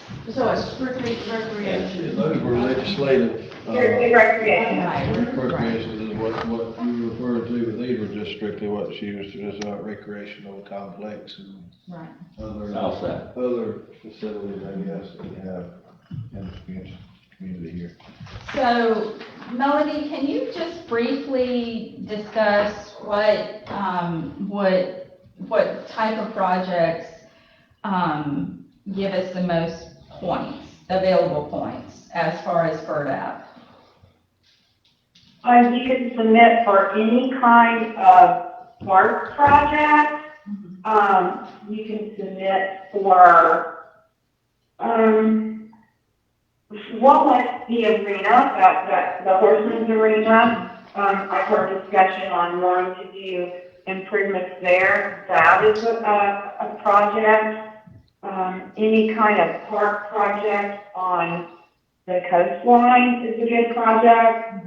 We did, the park at Cunty at the community center, that was funded with the FERDAP grant. That kind of outdoor recreational activities is what FERDAP qualifies for. Now, there are trail grants, but you've got to have a pretty big match for that, and I don't recommend FERDAP at all for that, other than an in-park trail, because there's just not enough money in the grant to make a difference. But Keaton Beach Coastal Park, that was funded with FERDAP. So there's a lot of opportunities. Hampton Springs, if you want to do something at Hampton Springs, that would qualify. But, you know, we've been on a good trail on doing outside of the park, previous phases of it with funded with FERDAP, because we already have the money for that. But you've got a lot of opportunities there where FERDAP works. In FERDAP, we can waiver our match with FERDAP, so, you know, it's not something where the county has to provide a match. So in respect to renovations at the arena or possible expansions, I know we're working on, I guess, the revitalization of the racquetball area at Southside Park. So if that area were to be expanded upon, or we were looking at adding additional pickleball courts or things of that nature, my understanding and speaking with folks that are very active in that is it continues to grow, and they continue to look for areas that they can utilize for that. So that kind of expansion at Southside Park would qualify? That would definitely qualify. And like you mentioned, the arena, that would qualify. Both of those would be pretty good projects. We could work it to get the points. We're pretty good at working those points. So either one of those projects would work well. Need $1 billion grant for that arena. Over the years, I've been approached by a lot of people many times about a bike walking trail, like they have in Wakulla County. And I know at one time we talked about on the railroad, the old railroad bed. Do y'all still get asked about a walking trail like other counties have and a bike trail? I know Wakulla's putting them in, my goodness, from one We end. got one in the works for that on 98. You know, that's in the works. It's gonna be a while coming, you know, but. That was my view. Yeah. And that's from Tennels to down 19 and then turn on 98. No, man, that's out 98 out to Osceola River, the Sun Trail project. And that's a good candidate for your Sun Trail funding, either Sun Trail or your transportation alternative funding, because there's much more money in those two grants. That was put forth and submitted back in December. Yeah, I recall that. Now, we've said that should that go forward, we would consider the area from Tennels around by Steinhatchee and Dark Island, Keaton Beach, back to Highway 19, the loop area. Yeah, well, we need something that all residents that can enjoy too. If you notice on these rural roads now, you've got four-wheeler and Ranger and golf cart ruts down the side of the ditch. I mean, that's something that's coming. I mean, that's just people. It's here. More and more people gonna use golf carts, and they're gonna ride from neighborhood to neighborhood now. And it's just, we need to construct, but now, lately, I've had at least 3 different people talking to me about pickleball courts. Yes, sir. You know, I mean, that's a growing thing.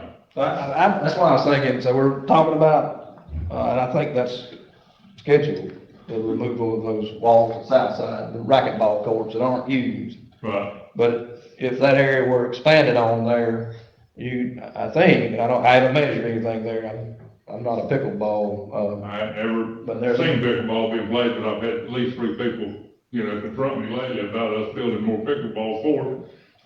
They said what the good about it was pickleball, it's all age group ball. That's right. I mean, you know, from a young person right on up to an 80-year-old person can play pickleball. Right.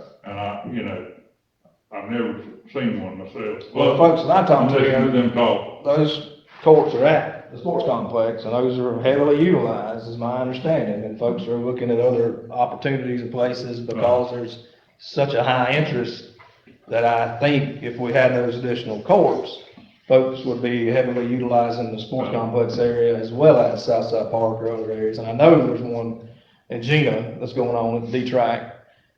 Dixie County's been working with folks over there, the recreation folks have stepped out on us, but, they put that in, they painted and got those courts up and ready to go. So, I mean, it's a growing, opportunity, let's say, and folks are very, very interested.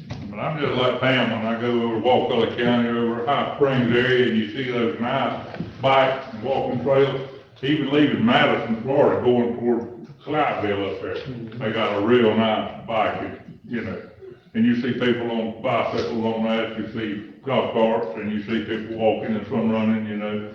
And I'm all for as many, that kind of things we could do, you know, but we're limited, but, you know, but I'm all for it. Yeah, everybody's got one but us, but if you go over, I go to Gainesville a lot, and, between,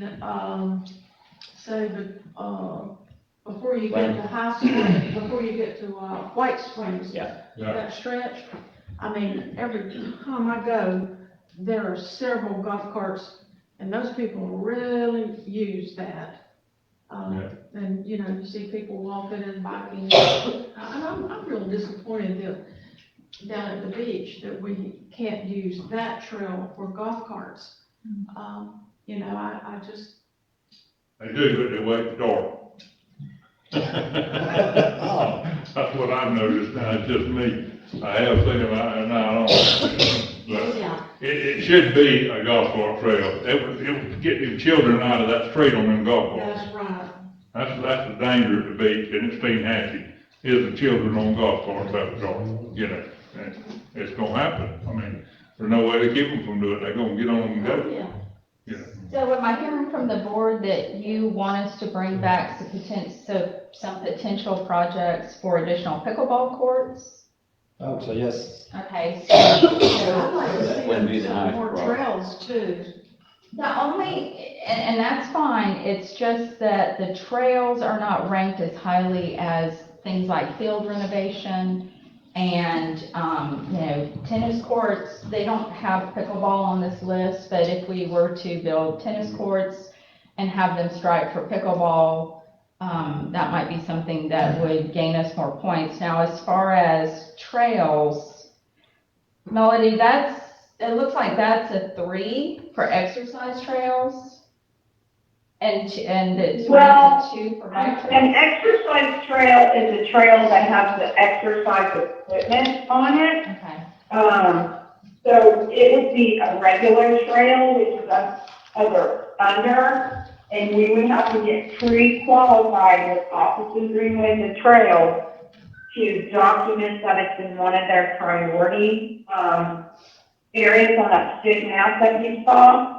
And again, I would really recommend going with transportation alternative money for Sun Trail because $200,000 is not going to get you very far on a trail. You need to go for the bigger pot of money. And that's what, I noticed over at. Well, I mean, we'll do revenue direct, but, as far as start out,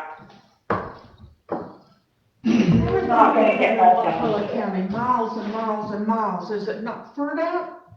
Who's funding that, miles of it? Melody, do you have any idea? FDOT Transportation Alternative. is to fund that. So that would be areas that were sidewalks, that would be walking paths. or bike. Yeah. What funds trails, like, for example, the trail within the sports complex, that's the kind of project that FERDAP funds, like an in-park type trail. So we couldn't, just for that, it couldn't be for, just say, if we're talking pickleball, another pickleball court in the complex, so we've already got money that's gonna be designated for the softball field. Right. So. Right. Yes, it couldn't be in a Right. custodial elsewhere. But you can do pickleball at Southside Park, for example, and your other amenities could get, Yeah.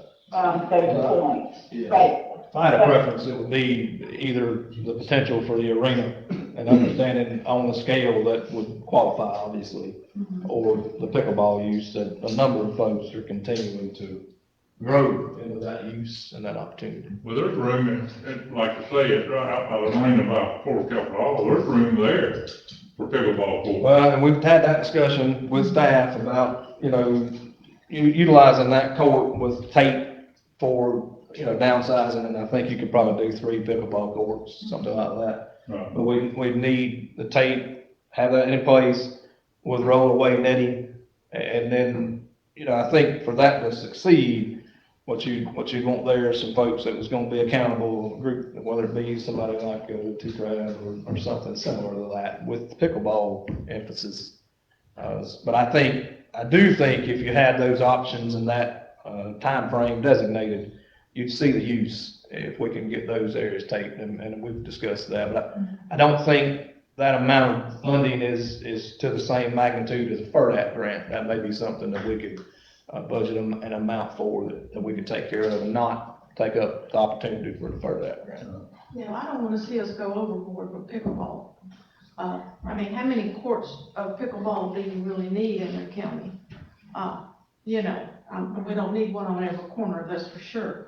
But if we, and do they have tournaments? Like if we have pickleball at the sports complex, then I'm all for that. Sure. That, we could bring more tournaments in. That's Now, great. how about if we could we put in like a golf cart trail adjacent to the walking trail between Keaton Beach and Cedar Island?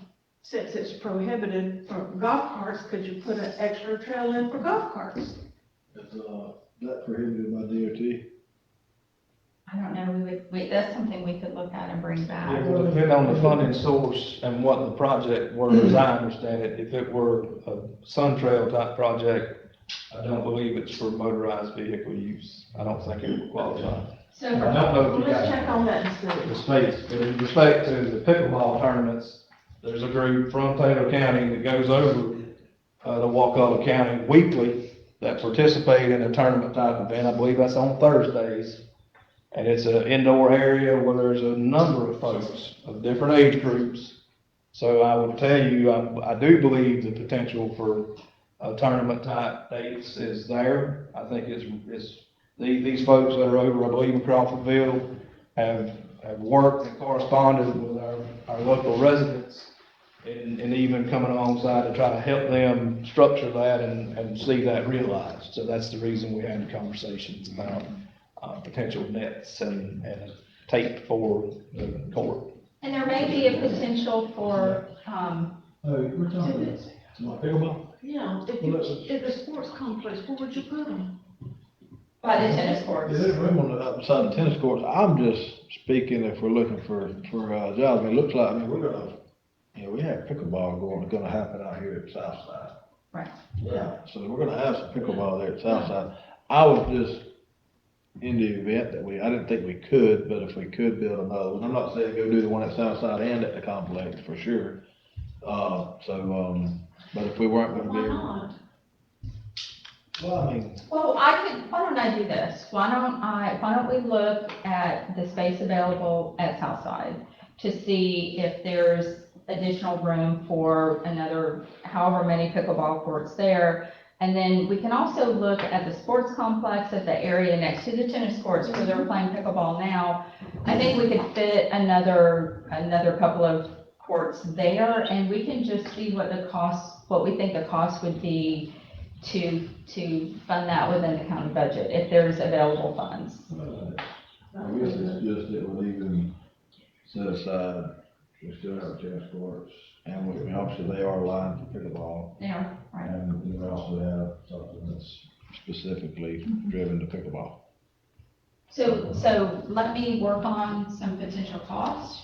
And there may be potential at even Hampton Springs. That we have some available. Hampton Springs, it was, I don't know if I was gonna bring it up or not. Anyway, there was, the disc golf group had really talked about that would be a great location as well, not in addition to what we've already got with disc golf at the complex. That would be a nice place to put a course within those, Right. that facility there, so, Because Melody, don't we have the area that was actually used as a golf course previously at Hampton? Or is that where? Yes, I know, it's kind of overgrown now, but we actually at one time made a trail out there that followed all 9 holes of that original golf course. Right. We should have a diagram from some of our old files, but we actually pinpointed all 9 holes, had like I said, a trail system several years ago, but that would be ideal to go back and revisit all 9 holes along there for your disc golf. We talked about that a couple of years ago. So that was just, something to get to later, I know we have a couple other things in mind to, maybe priority over. Well, just something to think about. Do we have an agenda? Yeah, if we can think about it, and probably in June, we need to start doing something official, kind of make some decisions, so we can start setting up those public hearings and public meetings. Because again, you're required to have 2 public hearings per each project. And then do we think we'll know whether we've got the existing funding referred out for the complex by then? Should be by. Definitely, because the state budget goes into effect July 1. Sometime in June, we should know. All right. Okay, so we'll bring information back to the board about potential. So what I'm hearing is pickleball, trails, a potential trail, and Forest Capital Hall arena, correct? Okay. Thank you. All right. Commissioner Moody? Commissioner Moody? Yes, ma'am. I've never played pickleball either, so the next time I come to town, we'll go play a pickleball game. Okay. Let me know. What time? Melody, he seemed like he was right there, you can have. Mr. Moody. People invited me this weekend to play pickleball, and I said, I ain't never even seen pickleball. Hey, Lord. I'm ready. The board to discuss recreational. Go ahead, Melody. We'll be thinking about this, and we'll, move forward with doing something in June, but we wanted your ideas, because we need quite a few ideas of quite a few projects, so, just be thinking about it, and we'll start moving forward with this in June. Thank you, ma'am. Thank y'all. All right. 6, the board to discuss recreational vehicle permits. So I placed this item on the workshop agenda just to update the board on, number one, the number of RV permits issued in the last 5 years, and also wish to notify the board that 2 surrounding counties have put into place a moratorium on issuing RV permits. The concern I have about that is that this may increase, obviously, the number of RVs in Taylor County, which may then increase the need for services at a rate that may be higher than revenue collection. So there's several documents in your packet. One of them is the 5-year number of RV electrical permits that have been issued. So it ranges from 63 in 2018. The estimated total for 2023 is somewhere around 176. The 22 total was 180, the 2021 total was 135. So we are continuing to see an increase in RV permits that we process in our office. And then the other attachment that I provided was just a potential estimated total for subdivisions and what could result if there is continued, or if there's development of RVs in our subdivisions. And I believe that total is somewhere, the big total, it would be somewhere around 8,000 additional RV permits, or RVs in our subdivisions. And the reason that's a little bit more of a concern is if you look at RV concentration in the beaches area, we have existing infrastructure as far as fire stations, sheriff's office response, and that's already an existing situation. But if you look at some of our subdivisions, the concern would be that we would have the infrastructure or the personnel in place to answer any potential service request. So just by comparison, I looked at the permits for single-family residences for the last 5 years. So single-family homes in 2018, there were 23 permits issued. In 22, 35.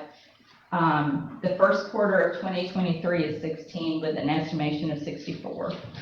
Mobile home permits, 2018 were 50. The total for 2022 was 60. First quarter of 2023 was 14 with an estimated number of 56. So the RV permits are very quickly continuing to outpace the permits for single-family residences and mobile homes.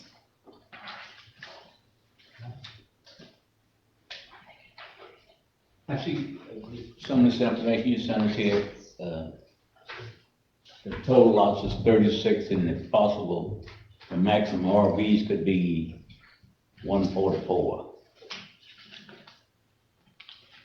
See that on the subdivision? Oh, right, say that particular subdivision.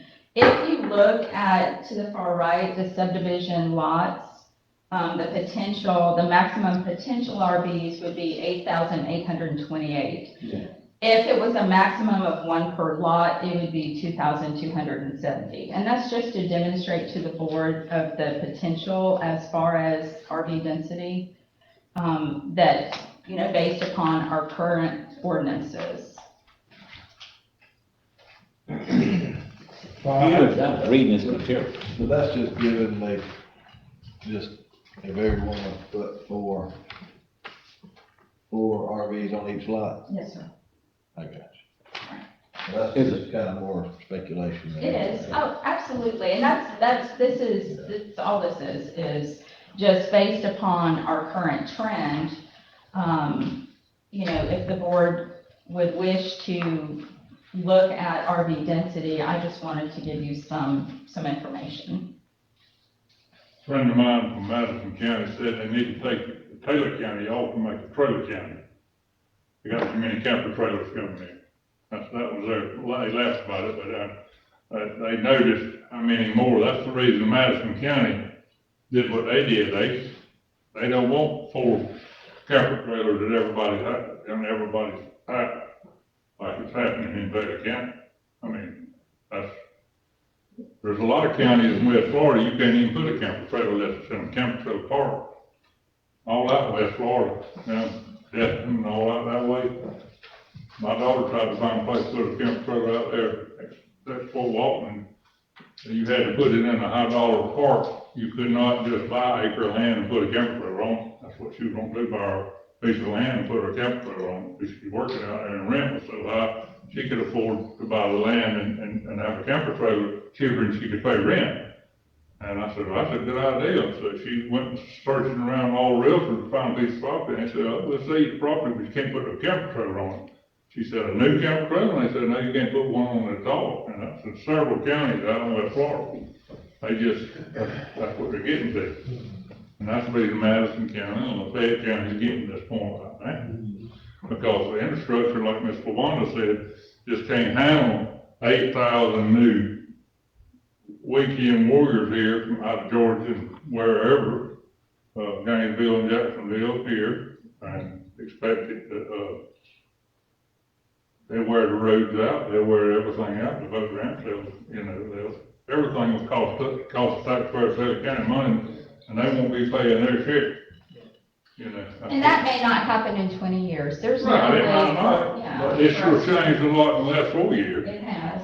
And if you compare it to the homes allowed per acre in our land use classification, just as an example, in ag rural residential, the density is 1 residence per 5 acres, and it's up to 4 for RVs. So just our own ordinances allow a greater concentration of RVs than they do single-family homes. One home, one single-family home, one in 5 acres, right? Depending on the land use classification. That's in ag rural residential. And mixed-use urban development, the density is 1 residence per half acre. Okay. How can we get these 4 now on 1 acre? What, is that what you said?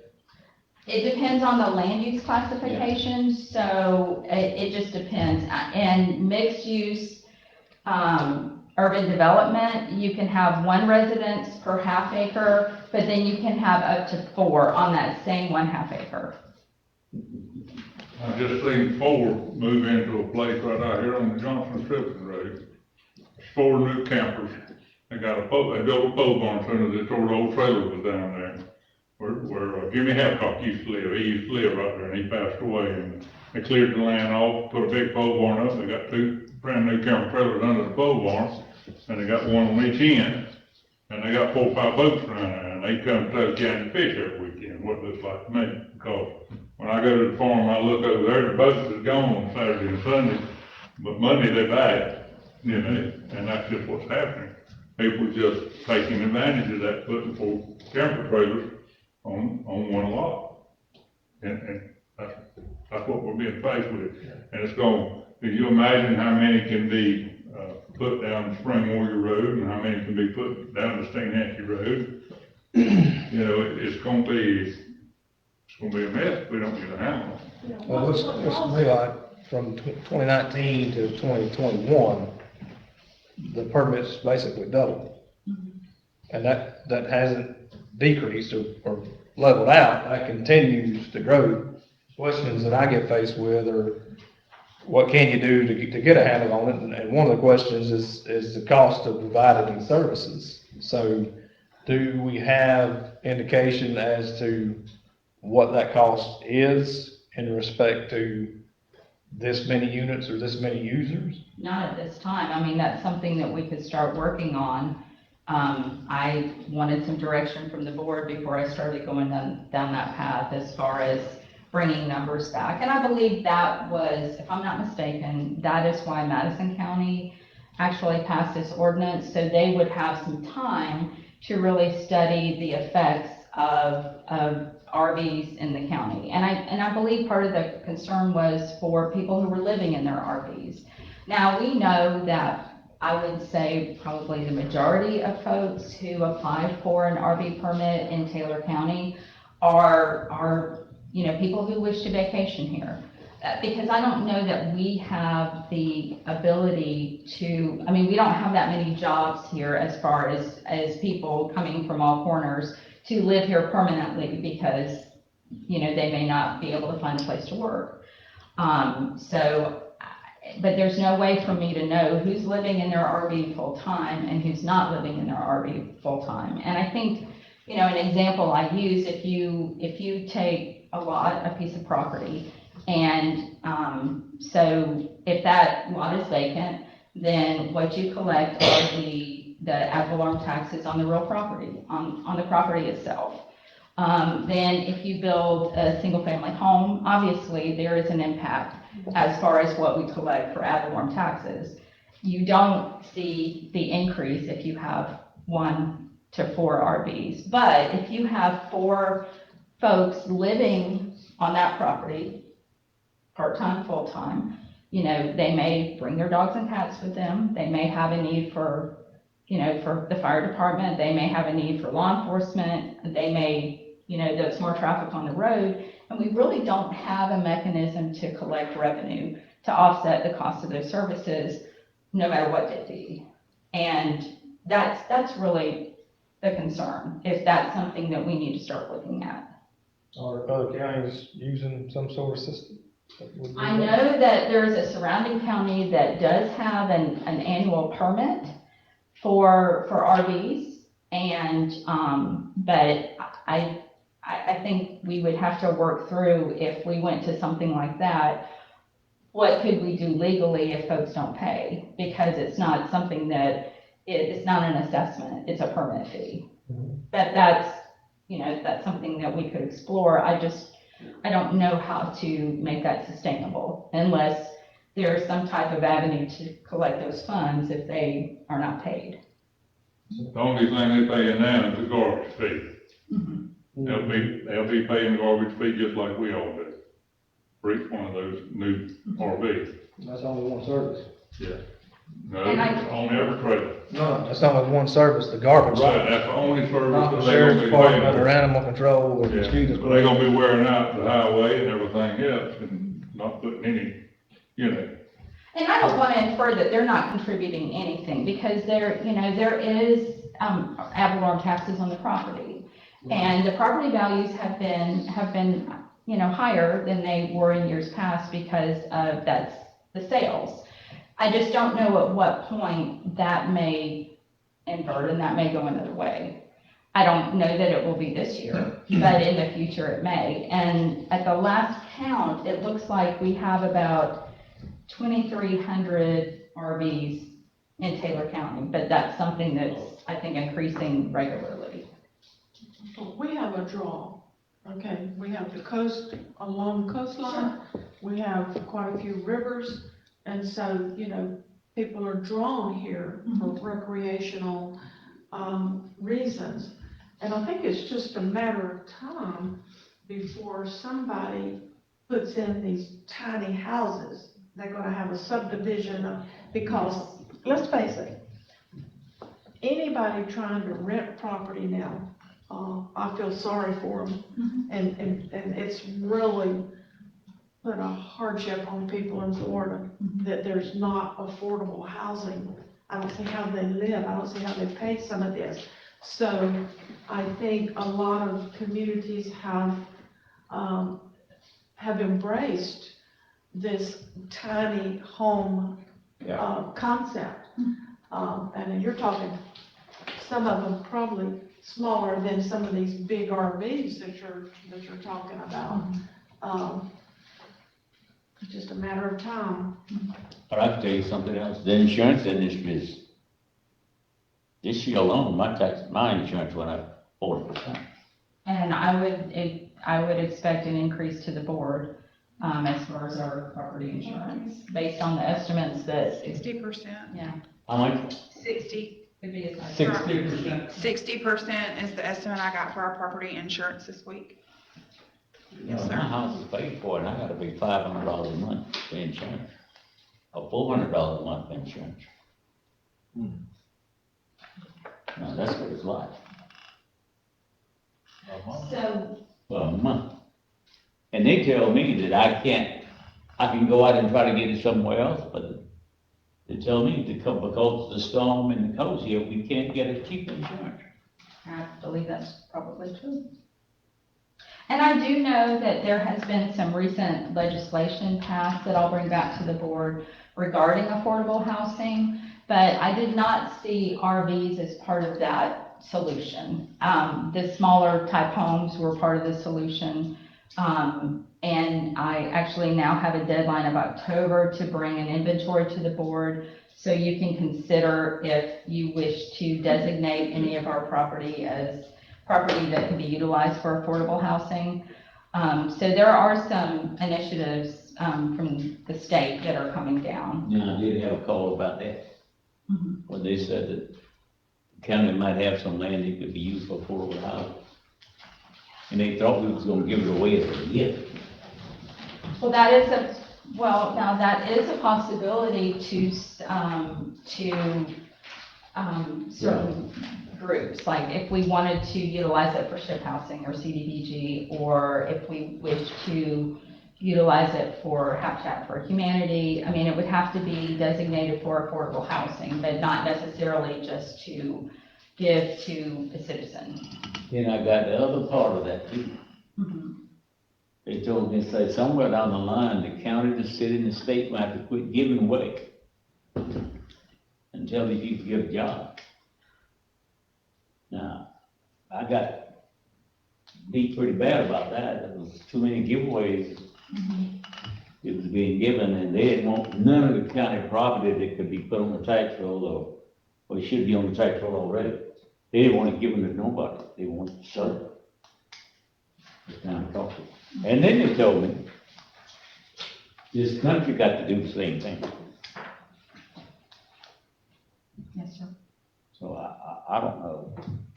You know, you try to have those that help and those that trying to do something for themselves. You know, I worked years to pay for my house and still I'm paying $400 or $500 a month insurance. And that just on that. That don't include what I got to pay for myself, or my wife, or whoever. I'm not complaining, but I'm just telling you what it is. Yeah. In terms of of this item number 6, I think that this could be more complicated than what we think. I think that this deserves a lot of research and data gathering. I don't want us just to start shooting from the hip with this and say. And that's not what I'm suggesting. I know that, I'm just saying, I think that this deserves a lot of thought and research before we just jump off into stuff about this.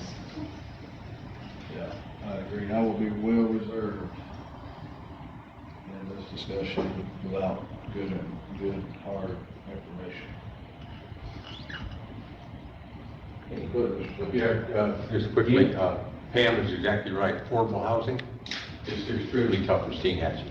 I mean, it's just tough. If people there that have jobs are trying to get a place, so they have a piece of property, maybe it was a parent or something, they're putting up a nice pole barn, and they're putting their RV under it. And I can go, and I mean this wholeheartedly, 25 people right now who live full-time in their RVs. And they keep them nice. Then you got riprap, something you don't want to have next to you. But that nice pole barn, it's improved. They're paying taxes now on that pole barn, so it's improved. They got the electrical hooked up properly, water, all that, and they got the RV. So yes, if there is a fire, the fire company comes, no one's paying for that tax. No, they're not being covered by the value of that RV. The state of Florida gets that money from that license tag that you buy. But we got to think about the folks who can't afford it. There's a whole downsizing going on. When Pam talked about the small houses, and on the other hand, we just okayed a 48-unit RV park, which used to be Bobby Dodd's property. We got another one. So we're going to leave it for the people that can come in and spend $80 a night to park their fifth wheelers and their motorhomes and take poorer people and remove them from being able to afford something under? That's not what I'm suggesting. Well, no, I know, and At all. Not I'll make a anywhere. point so we can keep it in perspective. When we go forward to this takes a lot of time to figure it out. And those are the knee-jerk that I'm talking about. That's the only reason I know we're not anywhere near anything here. I just need direction from the board if you wish to consider discussing this or not. I think it needs to be discussed. I do believe we continue, the numbers show that the rates are escalating. I've had that discussion with different folks that are concerned about those numbers just by what they see. I think in respect to how the county has to manage that, given the area you have to cover, it is difficult at best. I know, Mr. Rutland works with the border authority down there, and that continues to be an issue with RVs and more use and those kind of things. I won't say that it's off the rails, I'm not saying it that way, but I do think, and certainly if you want to add to that, Mr. Rutland, it is a high percentage of the expansion that we're seeing. And it is, and I think we need to collect funds. We try to get our money to cover our costs, and the county needs to, there's some type of fee every year to have an RV on a lot needs to be done. I mean, there needs to be here's what it's gonna cost you to keep that RV, and I think the majority of people will be more than happy to pay that fee. So I think there's ways to generate more revenue out of those. As far as density on a lot, I think that needs to be looked at, is how many you can put on a lot, that needs to be looked at, but I think I call the RV a stepping stone for a lot of people. They come in, they put an RV, it's not, they build a pole barn, they do like Jim says, I mean, 99% of the units are nice. I mean, people are putting money, they're investing in, they're clearing the land, they're putting all the infrastructure, they're getting water, they're getting sewer, they're improving culverts, and so they are investing into this, and that basically adds to our tax base. But it's a stepping stone for that person. They get in, it's not big enough. Now they're gonna put a trailer, they build a house or whatever. So there is a lot of that going on. I've seen over the years. I've been there 29 years and I've watched it change, and that's what you see. So do you squelch it? I don't think you squelch it, but I think you control it and you collect money from it. So you have to really say, you're gonna put an RV there, we're gonna charge you X amount per year to put that RV there, period, here it is. And like I said, I don't think you're gonna ever have a problem with people paying that, because people know that this is our whole area is second home market, period. I mean, that's how we survive. We survive on our tourism. And people know that they can come into our area, and the normal working guy can have a second home. I mean, that's basically what they do. So and you say the tiny home thing, that's a trend that's gonna continue on, just because it's going to. People can't afford a guy's not a second home guy he's not putting $500,000 in this property. He's putting $100,000, $150,000, but $500,000 and above, that cuts out the majority of people in society. So it gets 22. But I'm really straddling the fence, because I can see our side of it and the impacts that we have, but then I can see the human side of it too, so to speak. And I'm not ready without a great deal more research and information. I'm not ready to do anything yet. I mainly wanted to alert the board that 2 surrounding counties have basically put in a moratorium against RV permits. So this is an RV park. Right. And what I can do is, at our next workshop, I can bring back the affordable housing legislation that was passed. So you can all see what what's coming in the future as far as affordable housing. And that may answer a lot of questions about where are people going to live, what type of initiatives from the state are going to be, coming down the line, and I can do that in conjunction with this discussion or not. And maybe that would answer some additional questions. I just wanted to start the dialogue to see if you wanted to continue it or not. I'm not ready to jump on the bandwagon, that's for sure. We gather information that would indicate what those costs of service are. And it doesn't have to be just a tentative number that gives an idea as to the cost for service. Yes, I will see what I can come up with.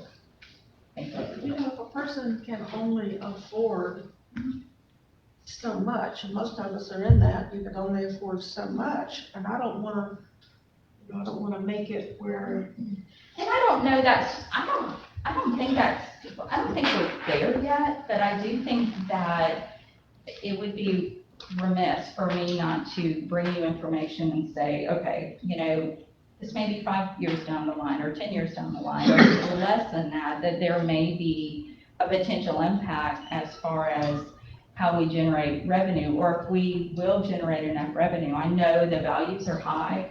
The real estate market is still very favorable in Taylor County, but I don't know how long it will last.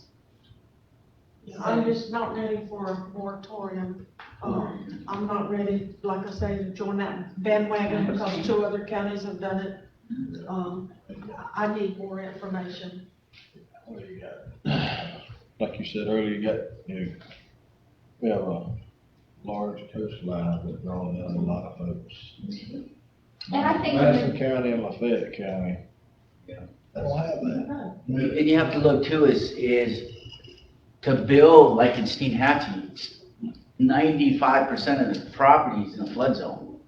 So, I mean, it's cost prohibitive, and you don't wanna, I get it. I think we leave money on the table, Taylor County leaves money on the table, but we're utilizing that coastline for something that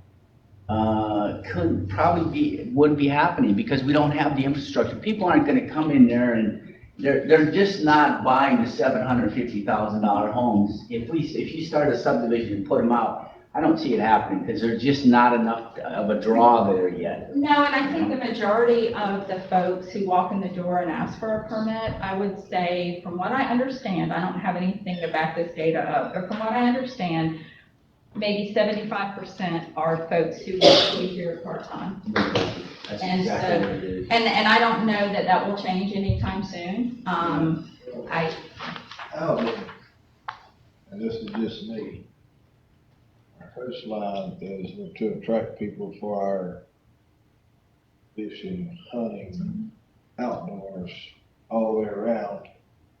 In order for people to go build them $500,000 to $700,000 homes, we're gonna have more jobs that are really established. well, that was my point. It's not here. And that we're not there. Yeah, I mean, you got. Is it ever gonna be You here? got doctor's offices, you got. Is it ever gonna be here? I don't know. Shopping centers, and okay, we're not there. Yeah. So, for me, I don't need to dig too deep into this. You do have a caller with a raised hand. You do have a caller that wants to speak. Okay, we're ready for, are we good? I just don't know if there's any direction from the board. Yeah, I don't need to dig too deep into it, but we still got 4 commissioners here. That's all. Let's see what this person has to say. You wanna? Caller 5279. Caller 5279, could you please state your name and address? Sarah Gibson, 346 Cedar Island Road. I just wanted to comment really quick. My husband and I, we have an RV on the pole barn, Cedar Island. We're the only RV spots down there where there is only one RV on that lot. Most are 2 or more. Most are not in compliance with the current county code. The citations don't seem to affect them. They move it out when they get a citation and bring it back the next day. But I would challenge all of you, ride down with you traveling and see what we're dealing with RVs. It's unreal how many come in, especially over the weekend. And when we have a storm, most of them don't evacuate. So it puts all of our other, the houses and our pole barn and stuff in danger because they don't evacuate them. So, just an idea of ride down. The other thing I wanted to ask is it possible to see for those permits, how many of those are at the beach area and are temporary? They're not there for someone that's living in property to have a house or a roof over their head. This is people that come down on vacation. So can we look at the difference in weekenders or, people that are not residents, true residents of Taylor County versus people that just need a place to live? I don't believe that we currently gather that information, and I don't know how we would. Because we don't, when we issue a permit, we don't ask, are you here full time? Or, that's just casual conversation that we have with folks who come in and ask for a permit. I wouldn't know how to, the only way I would know to gather that information is to see how many of those RVs are actually homesteaded, because that would be a good indicator, I would say, for one of the RVs on the lot. And if there are 3 other ones, I couldn't tell you, but that's something I can look at.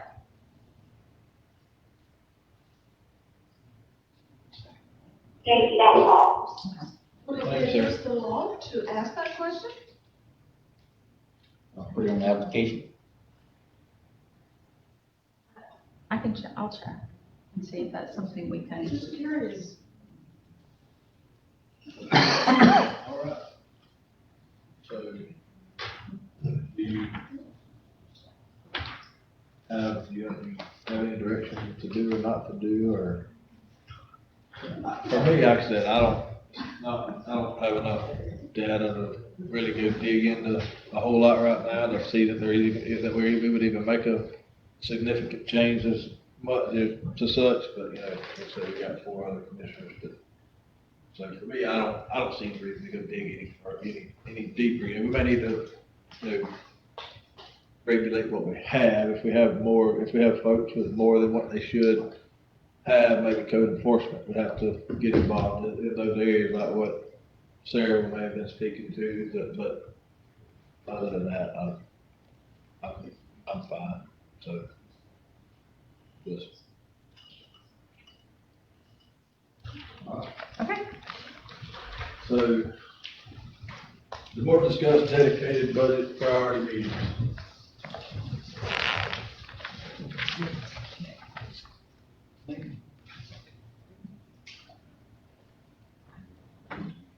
So, I know that the board has discussed in the past dedicated budget priority meetings, and at the last discussion, it was something that we were just going to work into our workshop items.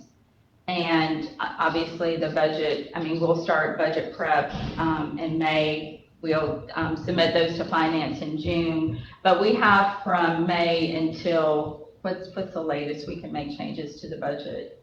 August. So the question is if you wish to consider any dedicated budget priority meetings between now and that time. Mid-July is when I plan the first budget workshop. Well, I've already stated where I am with that, but, I'm prepared to give mine tonight if you want to add it to a workshop. It hasn't worked out so far to, attach it to a workshop because the workshops have been too late, but I've got mine. I don't mind giving mine tonight. If nobody else wants to really have a special meeting, it's kind of getting late. I'm not prepared to give it anything tonight, so. If the board wish to have a budget meeting within one of our workshops, I don't know. But you said mid-July, you're saying the 17th, week of the 17th? That's normally when I have them. The clerk asked me thinking about doing it a week early this year. Doesn't work for me. Okay, well, I think last year, there was a question, I think you had a question about the week. So is the I adjusted 17th? accordingly. Okay, so that was why he asked about the 10th, so I'll let him know that the 17th is fine. So yes, the 17th is when, because that's normally around the time that we always start them. So the 17th would be when I would plan, when I would plan the first one, yes. You know what, July? July. So, are we wanting to have any special meetings to discuss, any considerations ahead of time, or? Well, does anybody else have priorities that they want to discuss? If not, there's no need to have a meeting. I can put mine on the next meeting. I think if there's priorities that need to come forward, they could certainly go on a workshop with them. Yeah. Those department heads. So we just say if someone has a priority they would like to discuss, maybe that, if it's at the same workshop or not, then maybe we don't have a workshop designated for that, but if the commissioner has a priority they would like to add, that they need to At the get May it. workshop? Well, they need to get it. The May workshop is probably where it needs to happen. So I'll just add, as a topic for the May workshop to discuss budget priorities. If you put it number 1. So that way, if that meeting runs late, like it has, we've not been able to discuss. And then, we just, whatever is up on that, we'll just work out the agenda to accommodate. So if we have any priorities, then we just need to submit it for the May, to discuss at the May workshop. Hold on just a minute. The workshop in May would be on the 23rd, right? Yes, ma'am, the 23rd. Okay, so that would not work for me. I've got half of the Austin school coming to my house on the bus that day. It's the last day of school, and we have an event that's on that last day of school every year, so that won't work for me. Well, okay, then do you want to consider moving the workshop to the 30th? We actually have 5 Tuesdays in the month of May. If that's okay with the rest of the board, that would work for me. You want to check Move it up 1 week? So cancel the 23rd and have that on the 30th? If that would work for everyone. Is everyone okay with the workshop being on the 30th of May instead of the 23rd? When is Memorial Day holiday? Okay, so Memorial Day holiday is Monday, the 29th, and that would be Tuesday, the 30th. That's fine with me, that's fine with me, if everyone. Is that okay with you, Bill? Yeah, I'll be here. Good. Yeah, I'll be here. All right. Every day you have Sunday, That's right. and Saturday. Okay, so the 30th of May, and we cancel on the 23rd, right? Correct. What I got. We'll send out a corrected calendar. All right, we're going to move to the next. Yes, things not jumping up. All right, the board to discuss master project list. So, you may notice that this is in a different format. So what we have done is utilize our work order software to add our master project list to that in an attempt to be more effective and to allow department heads to update their projects as they complete them instead of, right before a workshop, trying to grab information and drop it into an Excel spreadsheet. We're still working on this format, so we have some obvious corrections to make. We're going to rename some of the task lists. This is really a starting point. So there are projects that are called small projects. We'll rename those.